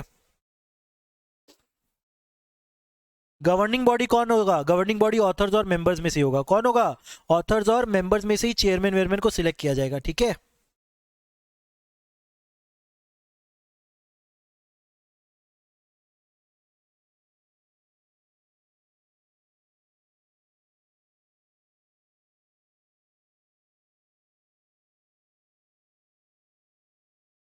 ब्रॉडकास्टिंग ऑर्गेनाइजेशन और परफॉर्मेंस लोग का भी राइट होता है, ब्रॉडकास्टिंग ऑर्गेनाइजेशन और परफॉर्मर लोग का भी राइट्स होता है। ब्रॉडकास्टिंग ऑर्गेनाइजेशन का राइट को क्या बोलते हैं, broadcast reproduction right, broadcast reproduction right. मतलब अपना किया हुआ ब्रॉडकास्ट को वो लोग रिप्रोड्यूस कर सकता है, अपना किया हुआ ब्रॉडकास्ट। मतलब मान लो स्टार प्लस में कोई सीरियल चल रहा है, अनुपमा, क्या चल रहा है, अनुपमा। अब उस अनुपमा को दोबारा दिखाने का राइट किसके पास है, अनुपमा के पास है कि स्टार प्लस के पास है, स्टार प्लस के पास। तो वो कितनी बार भी वो दिखा सकता है, कितनी बार भी वो सीरियल दिखा सकता है, कितनी बार दिखा सकता है, कितना साल तक दिखा सकता है, कितना साल तक दिखा सकता है, 25 ईयर्स, 25 साल तक तुमको परेशान कर सकता है अनुपमा दिखा दिखा के, ठीक है।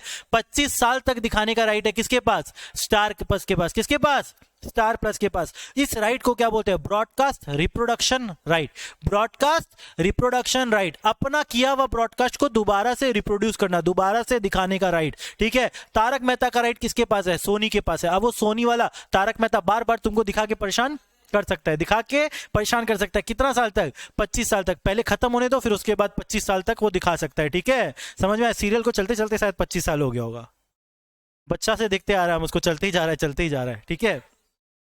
ओके, अब ये कब से चालू होगा 25 साल, जिस दिन पब्लिश हुआ उसके नेक्स्ट ईयर से, जिस दिन पब्लिश हुआ उसके फॉलोइंग ईयर से। मतलब मान लो साल के मिड में तुमने पब्लिश किया, जुलाई में पब्लिश किया, जुलाई 2024 से, तो 25 साल कहां से देखा जाएगा, 1 अप्रैल 2000, 1 जनवरी 2026 से, 1 जनवरी 2026 से देखा जाएगा, ठीक है। अगर जुलाई 25 में किया तो 1 जनवरी 26, जुलाई 24 में किया तो 1 जनवरी 25, मतलब साल के फर्स्ट कैलेंडर ईयर से। यहाँ पे कैलेंडर ईयर दिखा है, यहाँ फाइनेंशियल ईयर नहीं बोला हुआ है, क्या बोला हुआ है, कैलेंडर ईयर। सेबी में फाइनेंशियल ईयर पढ़ते हुए आ रहे, यहाँ कैलेंडर ईयर बोला हुआ है, ठीक है। समझ में आया, ओके।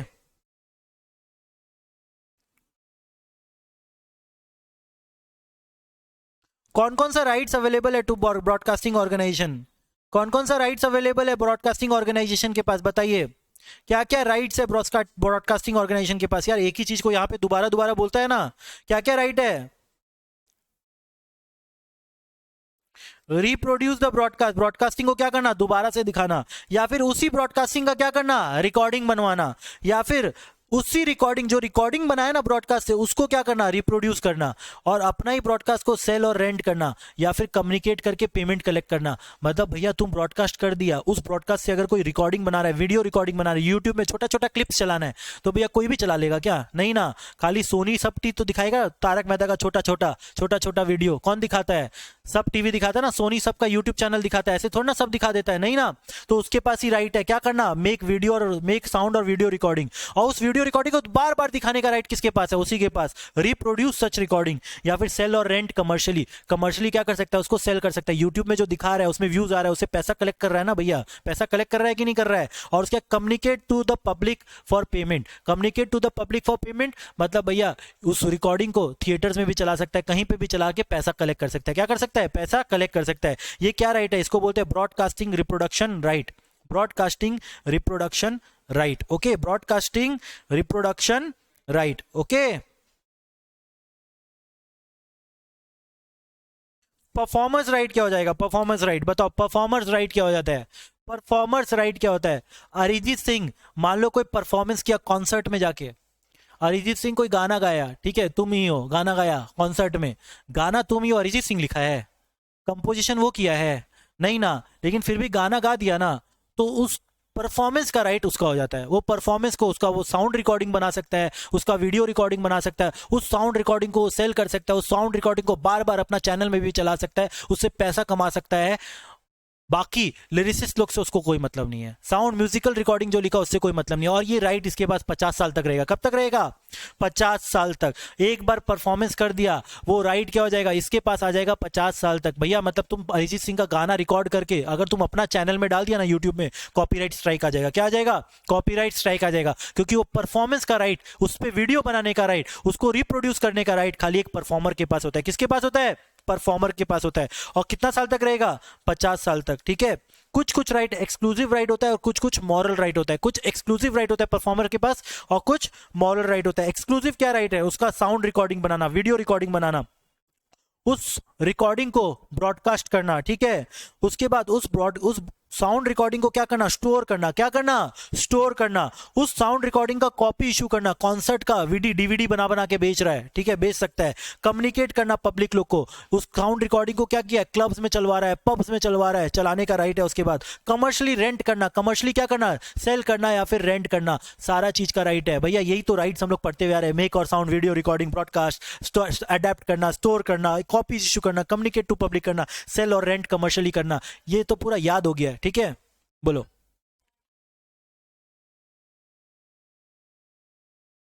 हाँ, परफॉर्म तो ओनर से पूछ के कर सकता है, लेकिन कॉपीराइट उसको 50 साल तक मिल जाएगा उस परफॉर्मेंस का, ठीक है। क्योंकि देखो जो लिरिक्स लिखा है उसके पास तो कॉपीराइट है ना भैया लिरिक्स का, लेकिन ये गा दिया ना, परफॉर्मेंस का राइट इसके पास हो गया ना, तो ये गाना गा के परफॉर्म करने का, एक बार तुम परफॉर्म कर दिया ना, तो उस परफॉर्मेंस का राइट तुम्हारे पास चला जाता है। मतलब उसको दोबारा से तुम परफॉर्म कर सकते हो अलग अलग जगह, बिना जावेद अख्तर से पूछे, बिना किसी से भी पूछ रहा है क्या वो कॉन्सर्ट करने से पहले अरिजीत सिंह, नहीं ना, क्योंकि उसको परफॉर्मेंस राइट है, उसको क्या है, परफॉर्मेंस राइट है। इसलिए लोग देखो कॉन्सर्ट पे कॉन्सर्ट करते चला जाता है और पैसा भी कमा रहा है। कुछ मतलब उसको कोई जाके लिरिक्स भी कुछ बोल नहीं सकता, जो गाना लिखा वो भी नहीं बोल सकता, आशिकी मूवी का फिल्म का डायरेक्टर प्रोड्यूसर भी कोई कुछ नहीं बोल सकता, ठीक है, क्योंकि उसके पास परफॉर्मेंस राइट है, ठीक है। इसीलिए लोग जितना भी म्यूजिशियन लोग, जितना भी सॉन्ग जो गाते हैं ना, सिंगर लोग, इन लोग को परफॉर्मेंस करके ज्यादा पैसा मिलता है। कॉन्सर्ट से ये लोग सबसे ज्यादा कमाता है, मूवी में कमाने से ज्यादा ये लोग इसमें कमाते हैं, क्योंकि मूवी में इसको क्या मिलता है, कुछ कुछ पैसा मिलता है। यहाँ कॉन्सर्ट में पूरा पैसा इसी का ही है, किसी को कुछ देने का दरकार नहीं है,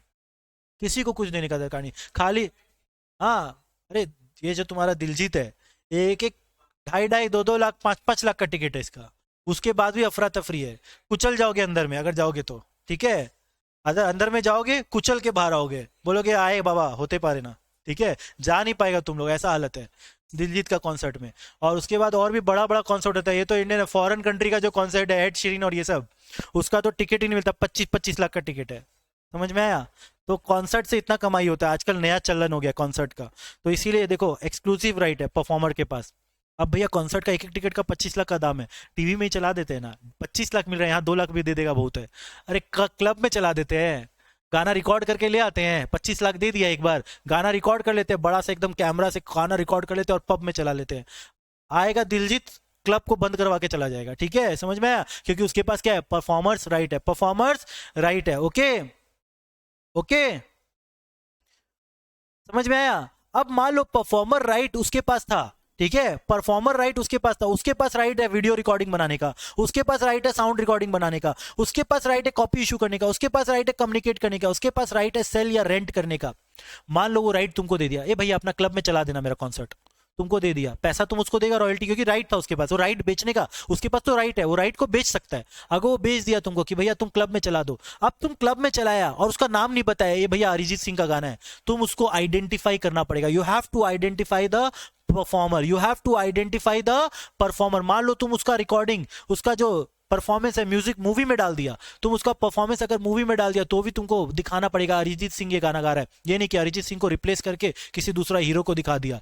नीचे दिखाना पड़ेगा क्या, मॉरल राइट है, ये क्या है उसका मॉरल राइट है, उसका क्या है मॉरल राइट है। अगर उसका तुम रेपुटेशन डैमेज कर दिया, क्लब में तुम गाना बजा रहा है, क्लब में गाना बजा रहा है और क्लब में गाना बजाते बजाते उस बीच में गाली वाली बजने लग गया, तो तुम्हारा रेपुटेशन डैमेज हो गया, उसका रेपुटेशन डैमेज हो गया, तो तुमको डैमेज क्लेम भी देना पड़ेगा। क्या करना पड़ेगा, लॉस ऑफ डैमेज। तुम खरीद लिया उसका गाना बजाने के लिए, लेकिन वो मॉरल राइट कभी भी अपना उसका छूटेगा नहीं। तो भैया परफॉर्मर लोग से तो हर समय बच के रहना चाहिए, परफॉर्मर लोग लास्ट तक छोड़ता नहीं है पीछा, ठीक है, ऑथर लोग लास्ट तक पीछा नहीं छोड़ता, वो लोग का मतलब तुमको डैमेज देना पड़ेगा अगर तुम उसका कोई कहीं पे भी अगर रेपुटेशन को डैमेज कर देता है, रेपुटेशन को क्या करता है, डैमेज कर देता है। ओके, अगर देखो परफॉर्मर का, अगर परफॉर्मर का अगर हम लोग परफॉर्मेंस को खरीद के मूवी में डाल देते हैं, अगर मूवी में डाल देते हैं तो राइट किसके पास चला जाएगा, मूवी वाला के पास चला जाएगा। किसके पास चला जाएगा, मूवी वाला के पास चला जाएगा। फिर भी क्या करना पड़ेगा, हम लोग को उसको आइडेंटिफाई करना पड़ेगा, उसका रेपुटेशन को नहीं खोना पड़ेगा, उसके बाद उसको रॉयल्टी भी देना पड़ेगा। क्या देना पड़ेगा, रॉयल्टी भी देना पड़ेगा। Okay,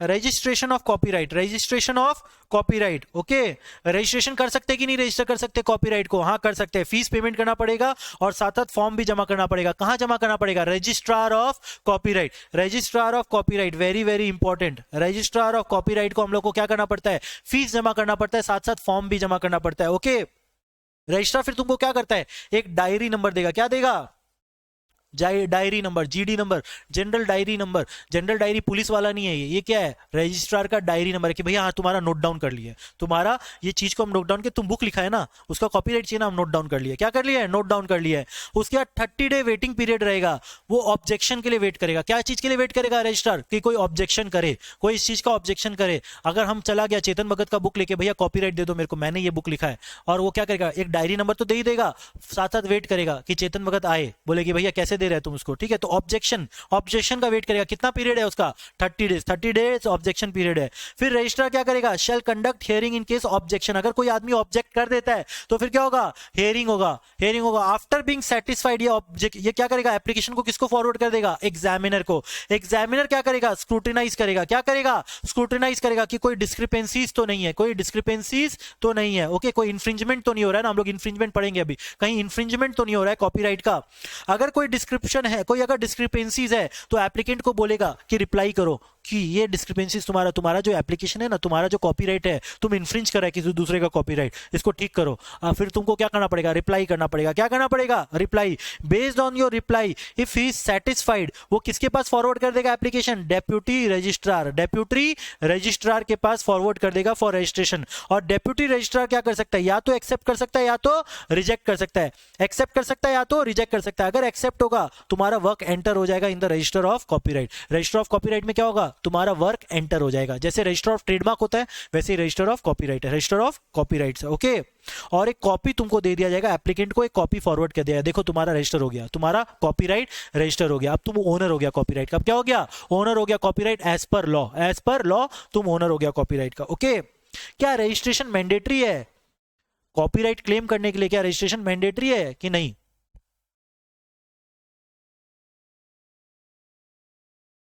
this is not a compulsion, registration लेने का दरकार नहीं है, उसके बाद भी कॉपीराइट तुम क्लेम कर सकता है। ठीक है, क्योंकि इट बिकम्स इम्पॉसिबल। जितना मूवी बनेगा उसका कॉपीराइट लो। कॉपीराइट जिस दिन पब्लिश हुआ तुम्हारा चालू हो गया, जिस दिन तुमने बुक लिखा कॉपीराइट हो गया, रजिस्ट्रेशन करने का दरकार नहीं है, रजिस्ट्रेशन करने का दरकार नहीं है। ओके, रजिस्ट्रार का पावर क्या है? रजिस्ट्रार का power is same as that of a civil court. He has a power to enforce attendance or examination on oath, power to summon, power to collect evidence, power to collect document, record evidence, power to request extract or copies of records of affidavit, examination of witness, okay, और any other as it may deem fit. जो civil court का power है वो इसका power है, civil court का जो power है वही सेम पावर है इसका। ओके, जेआईजीएल में जो आपने पढ़ा है वही है। अब बताओ इन्फ्रिंजमेंट ऑफ कॉपीराइट क्या होता है? इन्फ्रिंजमेंट ऑफ कॉपीराइट, किसी का काम चोरी करना, उसी को बोलते हैं कॉपीराइट इन्फ्रिंजमेंट। किसी का काम, बुक चोरी कर लिया, मूवी चोरी कर लिया, साउंड रिकॉर्डिंग चोरी कर लिया, पेंटिंग चोरी करके भाग गए, तो ये सब क्या हो जाएगा? Copyright infringement, copyright infringement. Okay, any act of using the work of a copyright owner without his permission, that is unauthorized use of work, और permitting the performance of unauthorized work in the public at his place, this is also copyright infringement. भैया चोरी का काम, चोरी का book है, आप अपना वेयर हाउस में स्टोर करके रखे हो, क्या आप भी इन्फ्रिंज कर रहे हो? हाँ, आप भी इन्फ्रिंज कर रहे हो, because you are permitting your place, you are permitting the place, you are permitting the place or authorising the work, you are authorising the चोर। चोर को तुम अपना घर में पना दोगे तो तुम भी चोर हो, चोर को अपने घर में पना दोगे तो क्या होगे? तुम भी चोर हो। पायरेटेड मूवी तुम्हारा थिएटर में बज रहा है, तुम्हारा थिएटर में पायरेटेड फिल्म चल रहा है, तो तुम भी तो यार कॉपीराइट इन्फ्रिंज कर रहा है ना। जो मूवी चोरी करके आया वो तो है ही चोर, तुम भी चोर है, तुम भी चोर है, मतलब क्या तुम अपना मूवी, भैया हमको तो नहीं पता ये पायरेटेड मूवी था। भैया कैसे तुमको नहीं पता? तुमको नहीं पता, तुमको जानना चाहिए था कि ये मूवी ठीक है कि नहीं, रिसिप्ट देखना चाहिए था, परमिशन है कि नहीं ये मूवी चलाने का, देखना चाहिए था। ठीक है, समझ में आया? कॉमन कॉपीराइट इन्फ्रिंजमेंट क्या होता है? सेल और रेंट करना। क्या करना? सेल और रेंट करना, इन्फ्रिंज कॉपी, चोरी का माल सेल या रेंट करना। ठीक है, डिस्ट्रीब्यूट करना चोरी का माल, ओके, एग्जिबिट करना चोरी का माल, इंपोर्ट करना चोरी का माल, रिप्रोड्यूस करना चोरी का माल, चोरी का माल को अपना घर में परफॉर्म करने देना, चोरी का माल, अब चोरी का माल को अपना घर में रखने देना, उसको भी चोरी बोला जाता है। ठीक है, सेल और रेंट करना, डिस्ट्रीब्यूट करना, एग्जिबिट करना, इंपोर्ट करना, रिप्रोड्यूस करना, या फिर permitting the place for performance of infringe copies. ठीक है, that is also infringement, that is also infringement. Okay, क्या सर मैं चोरी का माल अपने लिए पर्सनली यूज कर सकता हूं? पर्सनल यूज के लिए चोरी का माल मंगाया हूं, लो क्या दिक्कत है, मंगा लो, क्या दिक्कत है? तुम थोड़ी ना, तुम चोरी का माल मंगा रहे हो अपना खुद का यूज के लिए, तो क्या दिक्कत है? तुम चोरी का सामान यूज करने में सेटिस्फाइड हो तो यूज करो, ठीक है, उससे कोई प्रॉब्लम है। That is not copyright infringement, that is not copyright infringement, that is not copyright infringement.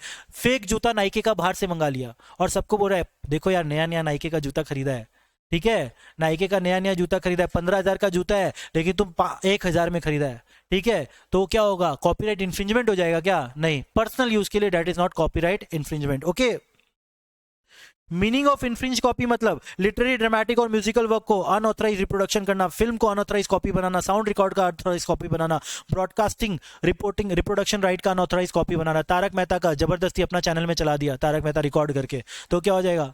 तो क्या हो जाएगा? इन्फ्रिंजमेंट हो जाएगा। ठीक है, सेम चीज को बार बार बोल रहा है ना, रिपीटेशन है यहाँ पे, ठीक है, रिपीटेशन है। ओके, ओनर्स ऑफ प्रूफ किसके पास होता है? जो चोरी किया कि जिसका चोरी हो रहा है? जिसका चोरी हो रहा है उसको प्रूफ करना पड़ेगा, ठीक है, कि तुम्हारा चोरी हो रहा है। ठीक है, समझ में आया? समझ में आया? क्योंकि ये मर्डर की तरह नहीं है, दिख रहा है मर्डर वेपन मिल गया, तो यहाँ पे वैसा नहीं है। ठीक है, उसको प्रूफ करना पड़ेगा कि मेरा काम है। ओके, केस स्टडी कौन सा है? SK Dutt versus law book, ये भी वेरी वेरी इंपॉर्टेंट है। ठीक है, छोटा सा केस स्टडी, क्योंकि इंस्टीट्यूट को भी मजा आ रहा है सब फालतू फालतू क्वेश्चन पूछने में, तो ये फालतू क्वेश्चन पूछ सकता है कि अगर एक चोर पकड़ा गया, चोरी का इल्जाम लग गया, तो प्रूफ कौन करेगा? जिसका सामान चोरी हुआ वो प्रूफ करेगा। ठीक है, समझ में आया? डन। एक्सेप्शन ऑफ इन्फ्रिंजमेंट, ये भी वेरी वेरी इंपॉर्टेंट है। यहां पे आपको सारा पॉइंट्स याद होना चाहिए। कितना पॉइंट्स था? 31 पॉइंट्स था। कितना था? 31 पॉइंट्स, 31 पॉइंट्स। अब एक एक करके फटाफट 31 पॉइंट्स करेंगे, समरी से करेंगे। किससे करेंगे? समरी से। ठीक है, समरी ऑलरेडी बना हुआ है, समरी का भी समरी बना हुआ है। ओके, फेयर डीलिंग, अगर क्या है फेयर डीलिंग हो रहा है, पर्सनल या प्राइवेट यूज के लिए हो रहा है, अलाउड है, अलाउड है। क्रिटिसिज्म करने के लिए हो रहा है, भैया किसी का बुक को आप क्रिटिसाइज कर रहे हो तो कर सकते हो कि नहीं कर सकते हो, कर सकते हो। करंट अफेयर या लीगल या फिर लेक्चर, अगर भैया न्यूज़पेपर में पब्लिश कर रहे हैं, न्यूज़पेपर में किसी का काम, चेतन भगत बहुत अच्छा बुक लिखा, हम लोग क्या कर रहे हैं, न्यूज़पेपर में उसका बुक को क्रिटिसाइज कर रहे हैं, क्या कर रहे हैं, क्रिटिसाइज कर रहे हैं। चेतन भगत ने ये स्टोरी लिखा, बहुत गलत लिखा, उसका बुक का एक पैसेज हम आपको बता रहे हैं, क्या ये ऐसा लिखना चाहिए था, बहुत फालतू आदमी कैसे लिख सकता है ये वाला बुक, ऐसे अगर लिख दिया, लिख सकते कि नहीं लिख सकते हैं, कर सकते हैं, कर सकते हैं, ठीक है। न्यूज़पेपर में, मैगजीन्स में पब्लिश करना अलाउड है, न्यूज़पेपर में, मैगजीन्स में पब्लिश करना अलाउड है, ओके ओके, ठीक है। पर्सनल यूज के लिए कर रहे हैं, क्रिटिसिज्म के लिए कर रहे हैं, या फिर करंट अफेयर्स के लिए कर रहे हैं, ठीक है। कंप्यूटर प्रोग्राम, क्या कंप्यूटर प्रोग्राम को मैंने खरीदा है, लॉफुल पोजीशन है मेरा, क्या है, लॉफुल पोजीशन। क्या उसका कंप्यूटर प्रोग्राम को का हम बैकअप ले सकते हैं, कॉपीज बना सकते हैं, हाँ बना सकते हैं। कॉपीज बना के खाली आप पर्सनली अपने यूज के लिए बना रहे हो, सॉफ्टवेयर को यूज करने के लिए बना रहे हो, बना सकते हो। उसका बैकअप लेने के लिए बना रहे हो, बना सकते हो। उसका प्रोग्राम को अडेप्ट करने के लिए, भैया वो प्रोग्राम को हमको डाउनलोड करके सॉफ्टवेयर को यूज करना पड़ेगा, विंडोज के लिए हमको मैक के लिए यूज करना पड़ेगा, कुछ करना है उसको, सॉफ्टवेयर को अडेप्ट कराने के लिए, क्या करने के लिए, अडेप्ट कराने के लिए, सॉफ्टवेयर को यूजेबल बनाने के लिए मेरे को कॉपी बनाना पड़ रहा है, बना सकते हो। मैंने ही तो खरीदा है ना यार, अब मैं उसका बैकअप कर सकता हूं, उसको यूज कर सकता हूं, उसका यूज के लिए उसका कॉपी बना सकता हूं, स्टोर कर सकता हूं, अडेप्ट कर सकता हूं, क्या कर सकता हूं, अडेप्ट कर सकता हूं, ठीक है। इंटरऑपरेबिलिटी, इंफॉर्मेशन एक्सट्रैक्शन, मैंने एक सॉफ्टवेयर खरीदा, मेरे पास मैकबुक है, विंडोज के लिए खरीदा है, विंडोज में चलता है, अब मैं उसमें कोडिंग करके, इंजीनियर हूं मैं, कोडिंग करके उसको चलाने लग गया, मैक में चला सकता है। इंटरऑपरेबिलिटी के लिए आप इंफॉर्मेशन एक्सट्रैक्शन कर सकते हो, to ensure compatibility with other program, भैया गाना बजा रहे हैं, हिस्ट्री में जाके स्टोर हो गया, वापस से हिस्ट्री में जाके देख पा रहे हैं हम लोग, वापस से हिस्ट्री में जाके देख पा रहे हैं। भैया एक मूवी खरीदा हम लोग ने, पैसा देके 100 रुपया लगा मूवी खरीदने का, मूवी का वैलिडिटी था 1 दिन, लेकिन हिस्ट्री में जाके स्टोर हो गया, हम बार बार देख रहे हैं उसको, 2-3 बार देख लिए, देख सकते हैं कि नहीं देख सकते हैं, देख सकते हैं, समझ में आया, देख सकते हैं कि नहीं देख सकते। Transient storage, temporary storage, streaming के समय स्टोर हो गया मूवी, जाके कर सकते हैं। भैया हम लोग तो बैकअप बनाए नहीं, अपने आप स्टोर हो गया जाके, अब देख रहे हैं, अब क्या दिक्कत है, देख लो, कोई दिक्कत नहीं, ठीक है, समझ में आया, इट इज अलाउड, ओके। कोई सॉफ्टवेयर को चीड़ फाड़ करके उसको स्टडी करना, ऑब्जर्व करना, टेस्टिंग करना अलाउड है, ठीक है, ओके। किसी को मान लो ऑथर ने, चेतन भगत ने मेरे को बोला बुक को डाउनलोड करके उसका गूगल ड्राइव लिंक देते रहना, जो खरीदेगा, लाइब्रेरी को बोल दिया वो लोग को गूगल ड्राइव लिंक दे देना, क्या दे देना, गूगल ड्राइव लिंक दे देना, दे सकता है कि नहीं दे सकता, डाउनलोड करके लिंक दे रहा है, ऑथर का परमिशन से अलाउड है, ऑथर का परमिशन से अलाउड है। बिना ऑथर का परमिशन से क्या अलाउड है कि नहीं है, तब नहीं अलाउड है। अगर ऑथर मना करता है तो आपको बंद करना पड़ेगा, 21 डेज का टाइम मिलेगा, कितना दिन का, 21 डेज का टाइम मिलेगा, ठीक है। सर ऑथर ने परमिशन नहीं दिया था लेकिन मेरे को मालूम था कि ये इलीगल है, ऑथर ने परमिशन नहीं दिया था लेकिन मेरे को मालूम है ये इलीगल है, तुमको मालूम है इलीगल है तो इलीगल है, ठीक है। तुमको लग रहा है कि लीगल है, तुमको लग रहा है कि लीगल है, तुमने गुड फेथ में किया तब इलीगल नहीं होता है, तुमने गुड फेथ में किया, तुमको लगा था कि ऑथर ने परमिशन दे रखा है, इसलिए मैंने, ऑथर ने मेरे को बुक दिया, मेरे को लगा हाँ दे सकते हैं गूगल ड्राइव लिंक, मैंने दे दिया, अगर गुड फेथ में किया है तो अलाउड है। लेकिन फिर ऑथर ने अगर मना कर दिया तो 21 डेज के अंदर आपको बंद करना पड़ेगा, 21 डेज के अंदर क्या करना पड़ेगा, बंद करना पड़ेगा, या फिर कोर्ट का ऑर्डर है, which ever is earlier, court का ऑर्डर आया which ever is earlier, okay. भैया लॉयर लोग मेरा काम को कोर्ट में दिखा सकता है कि नहीं दिखा सकता है, हाँ दिखा सकता है भैया, किसी का जान बचेगा ना, किसी का जान बचेगा, तुम्हारा काम दिखा के अगर किसी का जान बचेगा तो अलाउड है, ठीक है। जुडिशियल प्रोसीडिंग्स में अलाउड है, जुडिशियल प्रोसीडिंग्स या फिर रिपोर्ट्स में अलाउड है। क्या भैया राज्यसभा और लोकसभा अपना बुक लिखा हुआ वापस से पब्लिश कर सकता है क्या अपना मेंबर्स लोग के लिए, हाँ अगर वो लोग बुक लिखा है अपना मेंबर लोग के लिए वो लोग पब्लिश कर सकता है दोबारा से, ओके। सर्टिफाइड कॉपी, गवर्नमेंट लोग सर्टिफाइड कॉपी देते हैं ना, एमसीए का वेबसाइट में जाओगे आप सर्टिफाइड कॉपी निकाल सकते हो, तो वो तो कॉपी है ना, एमओए एओए का कॉपी है, कोई कंपनी का डॉक्यूमेंट, लेकिन आपको मिल रहा है, गवर्नमेंट के पास ऐसा राइट है सर्टिफाइड कॉपी देने का, it is called certified copy. पैसा लेके अगर एमसीए सर्टिफाइड कॉपी तुमको दे रहा है, it is allowed, that is not infringement of copyright. आप ये नहीं बोल सकते यार एओए तुम कैसे प्रिंट कर लिया, एमसीए तुम मेरा एओए कैसे प्रिंट कर लिया, एओए प्रिंट करने का मेरे पास राइट है, एमओए प्रिंट करने का मेरे पास राइट है। वो एमसीए क्या बोलेगा, भैया हम गवर्नमेंट हूं, हम कुछ भी कर सकता हूं, ठीक है, सर्टिफाइड कॉपी गवर्नमेंट दे सकता है, ओके।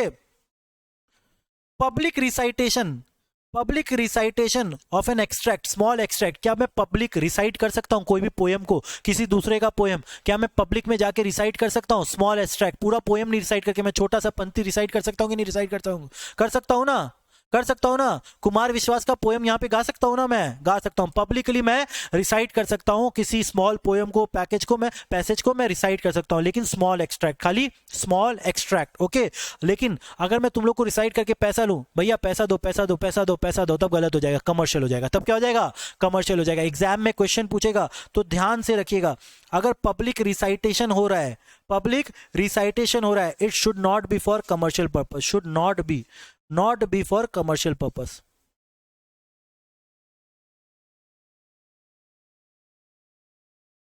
स्मॉल एक्सट्रैक्ट बोल सकते हैं क्या? स्मॉल एक्सट्रैक्ट बोला जा सकता है, ठीक है। एंटायर पोएम कर सकते हैं क्या एक्सट्रैक्ट नहीं, एंटायर पोएम आप रिसाइट नहीं कर सकते, एंटायर पोएम आप रिसाइट नहीं कर सकते, ओके। मैं एक बुक बना रहा हूं, collection of non copyright matter है, क्या है? Collection of non copyright matter, एक बुक है, एक कॉम्पोजिशन है, पूरा कलेक्शन है, उसमें बहुत सारा पोएम्स है, सब नॉन कॉपीराइट, रविन्द्रनाथ टैगोर का पोएम है उसमें, सब क्या है? रविन्द्रनाथ टैगोर का पोएम है। मैं उसमें चेतन भगत का भी पोएम डालना चाहता हूं, डाल सकता हूं कि नहीं डाल सकता हूं? डाल सकता हूं। Maximum 2 passage in 5 years of the same author, maximum 2 passage in 5 years of the same author, लेकिन प्रोवाइडेड ये जो बुक, जो तुम बुक छाप रहे collection, it should be for educational purpose, it should be for educational purpose. और advertisement लिखा रहना चाहिए for education only, for education only. Book के ऊपर अगर लिखा रहेगा for sale, for commercial sale, तब नहीं अलाउड है, तब पैसेज लेना अलाउड नहीं है। चेतन भगत का तुम पैसेज ले सकता है बिना उससे पूछे, जितना भी पढ़ रहे हैं। दीज आर क्या?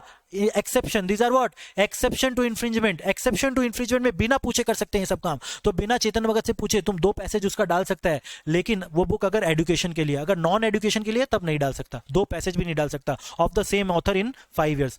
5 साल में 2 पैसेज, 5 साल में 2 पैसेज, ओके। टीचर क्या कोई भी कॉपीराइट वर्क को अपना टीचिंग में यूज कर सकता है? कर सकता है। स्टूडेंट क्या आंसर लिखते वक्त यूज कर सकता है? कर सकता है। क्वेश्चन सेट करते वक्त क्या इंस्टीट्यूट आईसीएसआई क्वेश्चन सेट करते हुए यूज कर सकता है कॉपीराइट कंटेंट को? हाँ, यूज कर सकता है, कॉपीराइट कंटेंट को यूज कर सकता है, ठीक है। मतलब इसका क्या हुआ भैया, अगर इंस्टीट्यूट चाहे कुमार विश्वास का पूरा पोएम तुमको लिख के दे सकता है, बोलेगा कि डिटेल में बताओ, कमेंट, ठीक है। बोलेगा सर ये भी था क्या सिलेबस में? बोलेगा हाँ कॉपीराइट पढ़े थे ना, तो उसमें पढ़ के आना चाहिए था, ठीक है। समझ में आया? तो क्या बोल रहा है कि स्टूडेंट टीचर मैं रिसाइट कर सकता हूं अगर मैं तुमको कुछ समझा रहा हूं टीचिंग के लिए, ठीक है। नंबर 2, क्वेश्चन फ्रेम करते वक्त, आंसर लिखते वक्त आप लोग भी कर सकते हैं, आंसर लिखते वक्त आप लोग भी कर सकते हैं, ओके। भैया एनुअल फंक्शन हो रहा है कोई स्कूल में, कॉलेज में एनुअल फंक्शन हो रहा है, एनुअल फंक्शन में क्या कॉपीराइट कंटेंट को यूज किया जा सकता है कि नहीं किया जा सकता है? हाँ किया जा सकता है, प्रोवाइडेड ऑडियंस कौन होगा? स्टाफ मेंबर, पेरेंट, स्टूडेंट और guardian, okay. Public playing of sound recording, कोई गाना है, अरिजीत सिंह का गाना है, क्या हम अपना रेसिडेंशियल प्रेमाइसेस में बजा सकते हैं? हाँ बजा सकते हो, दुर्गा पूजा में, होली में, दिवाली में बजा सकते हो, ठीक है। कोई क्लब है, सोसाइटी है, पाड़ा है, बजा सकता है कि नहीं बजा सकता है? बजा सकता है, ठीक है। क्लब सोसाइटी बजा सकता है, provided it is for not profit, not for profit होना चाहिए, कमर्शियल नहीं होना चाहिए, नॉट फॉर प्रॉफिट होना चाहिए, ठीक है। समझ में आया? क्या रिलीजियस इंस्टीट्यूशन कालीघाट सोनू निगम का भजन बजा सकता है? भूतनाथ बजा सकता है? बजा सकता है। रिलीजियस इंस्टीट्यूशन लोग गाना बजा सकता है, ठीक है। स्पेसिफिकली एग्जाम में पूछेगा तुमसे, एक बहुत बड़ा रिलीजियस इंस्टीट्यूशन है, तिरुपति है, वो गाना बजा रहा है अरिजीत सिंह का, बहुत सारा आदमी लोग इकट्ठा हो गया, उस गाना में सब लोग गा रहा है, सब झूम रहा है, और वो गाना क्या बजा सकता है कि नहीं बजा सकता? डाइवर्ट कर देगा गाना की तरफ तुमको, और तिरुपति तुम लोग भूल जाएगा, ठीक है। यूज कर सकता है, तिरुपति देख लिया ना, तो यूज कर सकता है, ठीक है। तिरुपति रिलीजियस इंस्टीट्यूशन गाना को यूज कर सकता है, परफॉर्मेंस को यूज कर सकता है, परफॉर्म करवा सकता है, परफॉर्म कर सकता है, ठीक है। यूज कर सकता है। इसका क्या मतलब हुआ?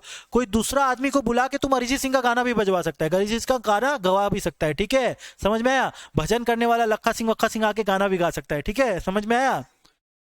ठीक है। रिप्रोडक्शन इन न्यूज़पेपर और मैगजीन, ऑथर से पूछ के, ऑथर से परमिशन लेके तुम न्यूज़पेपर में, मैगजीन में उसका कंटेंट छाप सकता है। अगर तुमको रिलीजियस व्यू, इकोनॉमिक व्यू या फिर पॉलिटिकल या कल्चरल व्यू देना है, क्या देना है? Religious view, economic view, political view या फिर कल्चरल व्यू देना है, ठीक है। समझ में आया? Storage of work by non commercial public library for non digitize to digitize copy. मेरे पास ऑलरेडी बुक रखा हुआ है, मेरे पास ऑलरेडी बुक रखा हुआ है, मेरे को उसका क्या करना है, सीडी बनाना है। मैं एक नॉन डिजिटाइज, मैं एक कमर्शियल नॉन कमर्शियल लाइब्रेरी हूँ, मैं कर सकता हूँ कि नहीं कर सकता हूँ, कर सकता हूँ। नेशनल लाइब्रेरी बुक को सीडी में कन्वर्ट कर सकता है, ठीक है, they if they have rightful possession of non digitise copy. Non commercial public library कोई ऐसा काम जो इंडिया में पब्लिश नहीं है उसका 3 कॉपी बना सकता है। क्या बना सकता है, 3 कॉपी बना सकता है, ठीक है, with permission of the incharge of the library, only for preservation or research purpose, only for preservation or research purpose. Okay, unpublished work को आप रिसर्च के लिए या फिर पब्लिकेशन के लिए जो कि म्यूजियम में है ऑलरेडी, पब्लिक लोग जिसको देख सकता है, कर सकते हो कि नहीं कर सकते हो उसको रिप्रोड्यूस? हाँ कर सकते हो। If the identity of the author is known, तो आपको 60 साल तक वेट करना पड़ेगा। डेथ से कितना साल तक वेट करना पड़ेगा? 60 तक। भैया रविंद्रनाथ टैगोर का म्यूजियम में क्या रखा हुआ है, बुक रखा हुआ है, उस बुक को मेरे को क्या करना है, वापस से रिपब्लिश करना है, कर सकता हूँ कि रिप्रोड्यूस करना है, कर सकता हूँ कि नहीं कर सकता हूँ, कर सकता हूँ, लेकिन 60 ईयर्स तक आपको वेट करना पड़ेगा। ओके ओके, गवर्नमेंट का कोई एक्ट को अपने कर सकते कि नहीं कर सकते रिप्रोड्यूस? नहीं कर सकते। गवर्नमेंट का एक्ट को हम लोग रिप्रोड्यूस नहीं कर सकते। एक्ट को करना है तो कमेंट्री के संग करना पड़ेगा। बाकी नोटिफिकेशन करना अलाउड है, कमिटी का रिपोर्ट करना अलाउड है if it is tabled in the legislature. Order of the court भी अलाउड है if it is not prohibited by the court, if it is not prohibited by the court. कोई government का act है उसको translate करना allowed है कि नहीं अलाउड है? हाँ ट्रांसलेट करना अलाउड है if the translation is not available. अगर वैसा ट्रांसलेशन अवेलेबल नहीं है तो अलाउड है। अगर ट्रांसलेशन अवेलेबल है लेकिन जनरली पब्लिक लोग को अवेलेबल नहीं है फॉर सेल, तो भी अलाउड है, लेकिन उसमें एक डिस्क्लेमर देना पड़ेगा, इट इज नॉट ऑथराइज और authenticated by the government. Okay, architectural work का आपको फोटोग्राफ, ड्राइंग और पेंटिंग करना अलाउड है, ड्राइंग और पेंटिंग बनाना अलाउड है, ठीक है। कोई स्कल्पचर का जो कि पब्लिक एक्सेस है, जिसका पब्लिक एक्सेस है, उसका भी फोटोग्राफ पेंटिंग बनाना अलाउड है, उसका फोटोग्राफ पेंटिंग बनाना अलाउड है कि नहीं अलाउड है? अलाउड है। कोई आर्किटेक्चरल वर्क को एज अ बैकग्राउंड में दिखाना अलाउड है कि नहीं फिल्म में? हाँ अलाउड है। कोई आर्किटेक्चरल वर्क या आर्टिस्टिक वर्क या फिर स्कल्पचर को आप बैकग्राउंड में दिखा सकते हो, मतलब उसको नहीं दिखा के आप हीरो को दिखा रहे हो लेकिन पीछे में दिख रहा है, चलेगा, ठीक है। Okay, use of work of an author, कोई ऑथर मान लो किसी दूसरे के लिए काम किया, किसी दूसरे के लिए आपने पेंटिंग बना के दिया, सेम पेंटिंग का स्केच में किसी दूसरे का कोई दूसरा काम के लिए यूज कर सकता हूं कि नहीं कर सकता हूं? कर सकता हूं, लेकिन एग्जैक्ट कॉपी आप नहीं बना सकते, एग्जैक्ट कॉपी आप नहीं बना सकते। Use of work of an author where author is not the owner of the copyright, that is cast mould sketch but he cannot imitate, पूरा एग्जैक्ट कॉपी नहीं बना सकता, उसको उसका यूज कर सकता है, उसका डिटेल्स को यूज कर सकता है। ओके, कोई 2D, किसी का 2D को 3D बना सकते हैं क्या? अलाउड है कि नहीं अलाउड है? हाँ अलाउड है if it is for industrial application में किसी का 2D किया हुआ काम है, उसका हमको 3D बनाना है, बिना 2D वाला से पूछे आप उसका 3D बना सकते हो, ठीक है। ओके, कॉपीराइट टर्म, एक मूवी बनाया उसका कॉपीराइट टर्म खत्म हो गया, पब्लिकेशन पर 60 इयर्स खत्म हो गया, अलाउड है कि नहीं अलाउड है? उसका रीमेक बनाना अलाउड है, प्रोवाइडेड आपको बताना पड़ेगा कि एक रीमेक है। क्या बताना पड़ेगा? कि रीमेक है। आपको आइडेंटिफाई करना पड़ेगा ऑथर और उसका काम को। Okay, ephemeral recording, Jawaharlal Nehru का कोई रिकॉर्डिंग है, बहुत पुराना ब्रॉडकास्ट है, उसको हमको स्टोर करना अलाउड है कि नहीं अलाउड है? ब्रॉडकास्टिंग ऑर्गेनाइजेशन को हाँ स्टोर करना अलाउड है। Broadcasting organisation can do ephemeral recording, मतलब आर्काइव कर सकता है कोई स्पीच को। Okay, musician performance of any musical, literary or sound recording in bonafide official religious ceremony या फिर मैरिज प्रोसेशन। भैया बारात में गाना बजा दिया अरिजीत सिंह का, अलाउड है कि नहीं अलाउड है? अलाउड है। कोई सेंट्रल गवर्नमेंट का कोई फंक्शन हो रहा है, तिरंगा लहराया जा रहा है, इंडिपेंडेंस डे का प्रोग्राम है, अलाउड है कि नहीं अलाउड है? कोई परफॉर्मेंस म्यूजिकल, लिटरेरी या ड्रामेटिक या साउंड रिकॉर्डिंग को बजाना, हाँ अलाउड है, अलाउड है। ओके भैया, अंधा लोग के लिए अपना बुक को क्या किया आपने? कन्वर्ट कर दिया ब्रेल में अलाउड है कि नहीं अलाउड है? बिना आप चेतन भगत से पूछे उसका बुक को कन्वर्ट कर सकते हो, किसमें? ब्रेल में कन्वर्ट कर सकते हो। किसमें कन्वर्ट कर सकते हो? ब्रेल में कन्वर्ट सकते हो, provided it is not for profit and only cost is recovered, only cost is recovered. और वो बुक को खाली डिसेबल्ड पर्सन पढ़ेगा। कौन पढ़ेगा? डिसेबल्ड पर्सन पढ़ेगा। ओके, कॉपीज को आप अगर आप कोई इंपोर्ट कर रहे हो कोई चीज और उसके संग संग लिटरेरी वर्क भी इंपोर्ट हो जा रहा है साथ में एज एन एक्सेसरी, तो इंपोर्ट करना अलाउड है। लेबल इंपोर्ट हो रहा है, भैया आपने नाइके का शूज इंपोर्ट किया तो साथ साथ उसका लेबल भी आएगा ना, लेबल हट के आएगा क्या? नहीं ना, तो नाइके का शूज के संग उसका लेबल भी आएगा, उसका बॉक्स भी आएगा, तो ठीक है, that is allowed. Okay done. अब कॉपीराइट जब भी इन्फ्रिंज होगा आपको कुछ रेमेडीज है। क्या रेमेडीज है? Civil remedies. सिविल रेमेडीज में डैमेज ले सकते हो, डिलीवरी ले सकते हो, डैमेज ले सकते हो, डैमेजेस क्लेम कर सकते हो, या फिर जो कॉपीज तुम्हारा इन्फ्रिंज हुआ वो कॉपी अपने पास ले सकते हो, ठीक है। क्रिमिनल रेमेडीज क्या है? फाइन भी हो सकता है, इंप्रिजनमेंट भी हो सकता है। बॉर्डर इन्फोर्समेंट, मतलब आपके ऊपर बॉर्डर इन्फोर्समेंट लग जाएगा, आपको इंपोर्टेशन से रोक दिया जाएगा कि आप अब इंपोर्ट मत करो, जितना इंपोर्ट किया इंपोर्ट कर दिया, आप इंपोर्ट मत करो, और जो माल को इंपोर्ट किया आपने, जो सामान को इंपोर्ट किया उसको क्या करो? डिस्ट्रॉय कर दो। क्या कर दो? डिस्ट्रॉय कर दो, डिस्ट्रक्ट कर दो, ठीक है। अगर मान लीजिए कोई मैंने मूवी बनाया, कोई मूवी बनाने के लिए दिया, उसमें कोई मैंने गाना लिखा है, गाना उसमें गाया है, तो मेरा मेरा नाम उसमें आना चाहिए कि नहीं आना चाहिए? मेरा नाम को आइडेंटिफाई तुमको करना पड़ेगा। अगर तुम आइडेंटिफाई नहीं कर रहा है मेरा नाम को, अगर तुम मेरा टाइटल या ओनर को आइडेंटिफाई नहीं कर रहा है, मेरे पास राइट है, right to protect my information, right to protect my information. मतलब अगर मेरा टाइटल या अदर इन्फॉर्मेशन है, मेरा नाम या मेरा एड्रेस है, मेरा ऑथर का नाम या ऑथर का एड्रेस है, उसको आइडेंटिफाई करना पड़ेगा। उसका नाम को तुम हटा नहीं सकता। नाइके का शूज मंगाया, नाइके का ही हटा दिया, नाइके को हटा दिया, बॉक्स से नाइके हटा के आदिदास चिपका दिया, अलाउड है कि नहीं अलाउड है? Not allowed. You because Nike has the right to protect its information, okay, protects its information. अगर तुम ऐसे करते हो, छेड़छाड़ करते हो नाम के संग, तो इंप्रिजनमेंट फॉर 2 years है और प्लस फाइन है। इंप्रिजनमेंट फॉर 2 years और फाइन है। क्योंकि इंस्टीट्यूट को मजा आ रहा है ऐसा क्वेश्चन देने में, ये वाला क्वेश्चन भी पूछने का चांस है बहुत ज्यादा, ठीक है। ऐसा हट के क्वेश्चन थोड़ा पूछता है इंस्टीट्यूट, ठीक है। ये एकदम हट के हो गया ना, ऐसा क्वेश्चन पूछ सकता है इंस्टीट्यूट, ओके। क्या ऑफेंस है, पेनल्टी है कॉपीराइट में? अगर कॉपीराइट इन्फ्रिंजमेंट होता है तो कितना साल का सजा मिल सकता है भैया? कितना साल के लिए जेल में जाओगे? 6 महीना से लेके 3 साल, 6 महीना से लेके 3 साल, 6 months मिनिमम, और प्लस 3 years, और प्लस क्या है? Fine 50,000 to 2 lakh, 50,000 to 2 lakh, plus है और नहीं है, प्लस है, दोनों चीज लगेगा। Is it cognizable? और कॉग्निजेबल है क्या? मतलब वारंट लेके जाएगा कि बिना वारंट के? बिना वारंट के। It is cognizable, it is cognizable and non bailable. Bail भी नहीं मिलता है, बेल भी नहीं मिलता है, ओके। बेल लेना है तो कोर्ट जाना पड़ेगा, बेल लेना है तो कोर्ट जाना पड़ेगा। इसके ऊपर केस स्टडी था Jitendra Prasad Singh versus state of Assam, Nit Pro International versus NCT Delhi. Police के पास पावर है कि नहीं सीज करने का सीज करने का कॉपीज? पुलिस कॉपीज को भी सीज कर सकता है और प्लेट्स को भी सीज कर सकता है, कॉपीज को भी सीज कर सकता है और प्लेट्स को भी सीज कर सकता है। Used for infringement without any warrant, बिना वारंट दिए पुलिस फ्री सीज कर सकता है। लेकिन जो भी चीज सीज करेगा उसको मैजिस्ट्रेट के पास वो पुट करना पड़ेगा। क्या करना पड़ेगा? पुट करना पड़ेगा। वो कॉपीज को लेके कहां जाना पड़ेगा? मैजिस्ट्रेट के पास लेके जाना पड़ेगा। और कोई भी आदमी अग्रीव्ड है, अगर तुमको तुम्हारा कॉपीज चाहिए तो 15 दिन का टाइम है, 15 दिन के अंदर तुमको अप्लाई करना पड़ेगा। किसके पास? मैजिस्ट्रेट के पास। मैजिस्ट्रेट के पास तुमको अप्लाई करना पड़ेगा। अगर तुम्हारे पास अगर पोजीशन में है प्लेट्स, तो तुमको कितना साल का सजा होगा? इंप्रिजनमेंट होगा अप टू 2 years और fine. Imprisonment up to 2 years और फाइन, ओके डन। यहां पे कॉपीराइट कंप्लीट।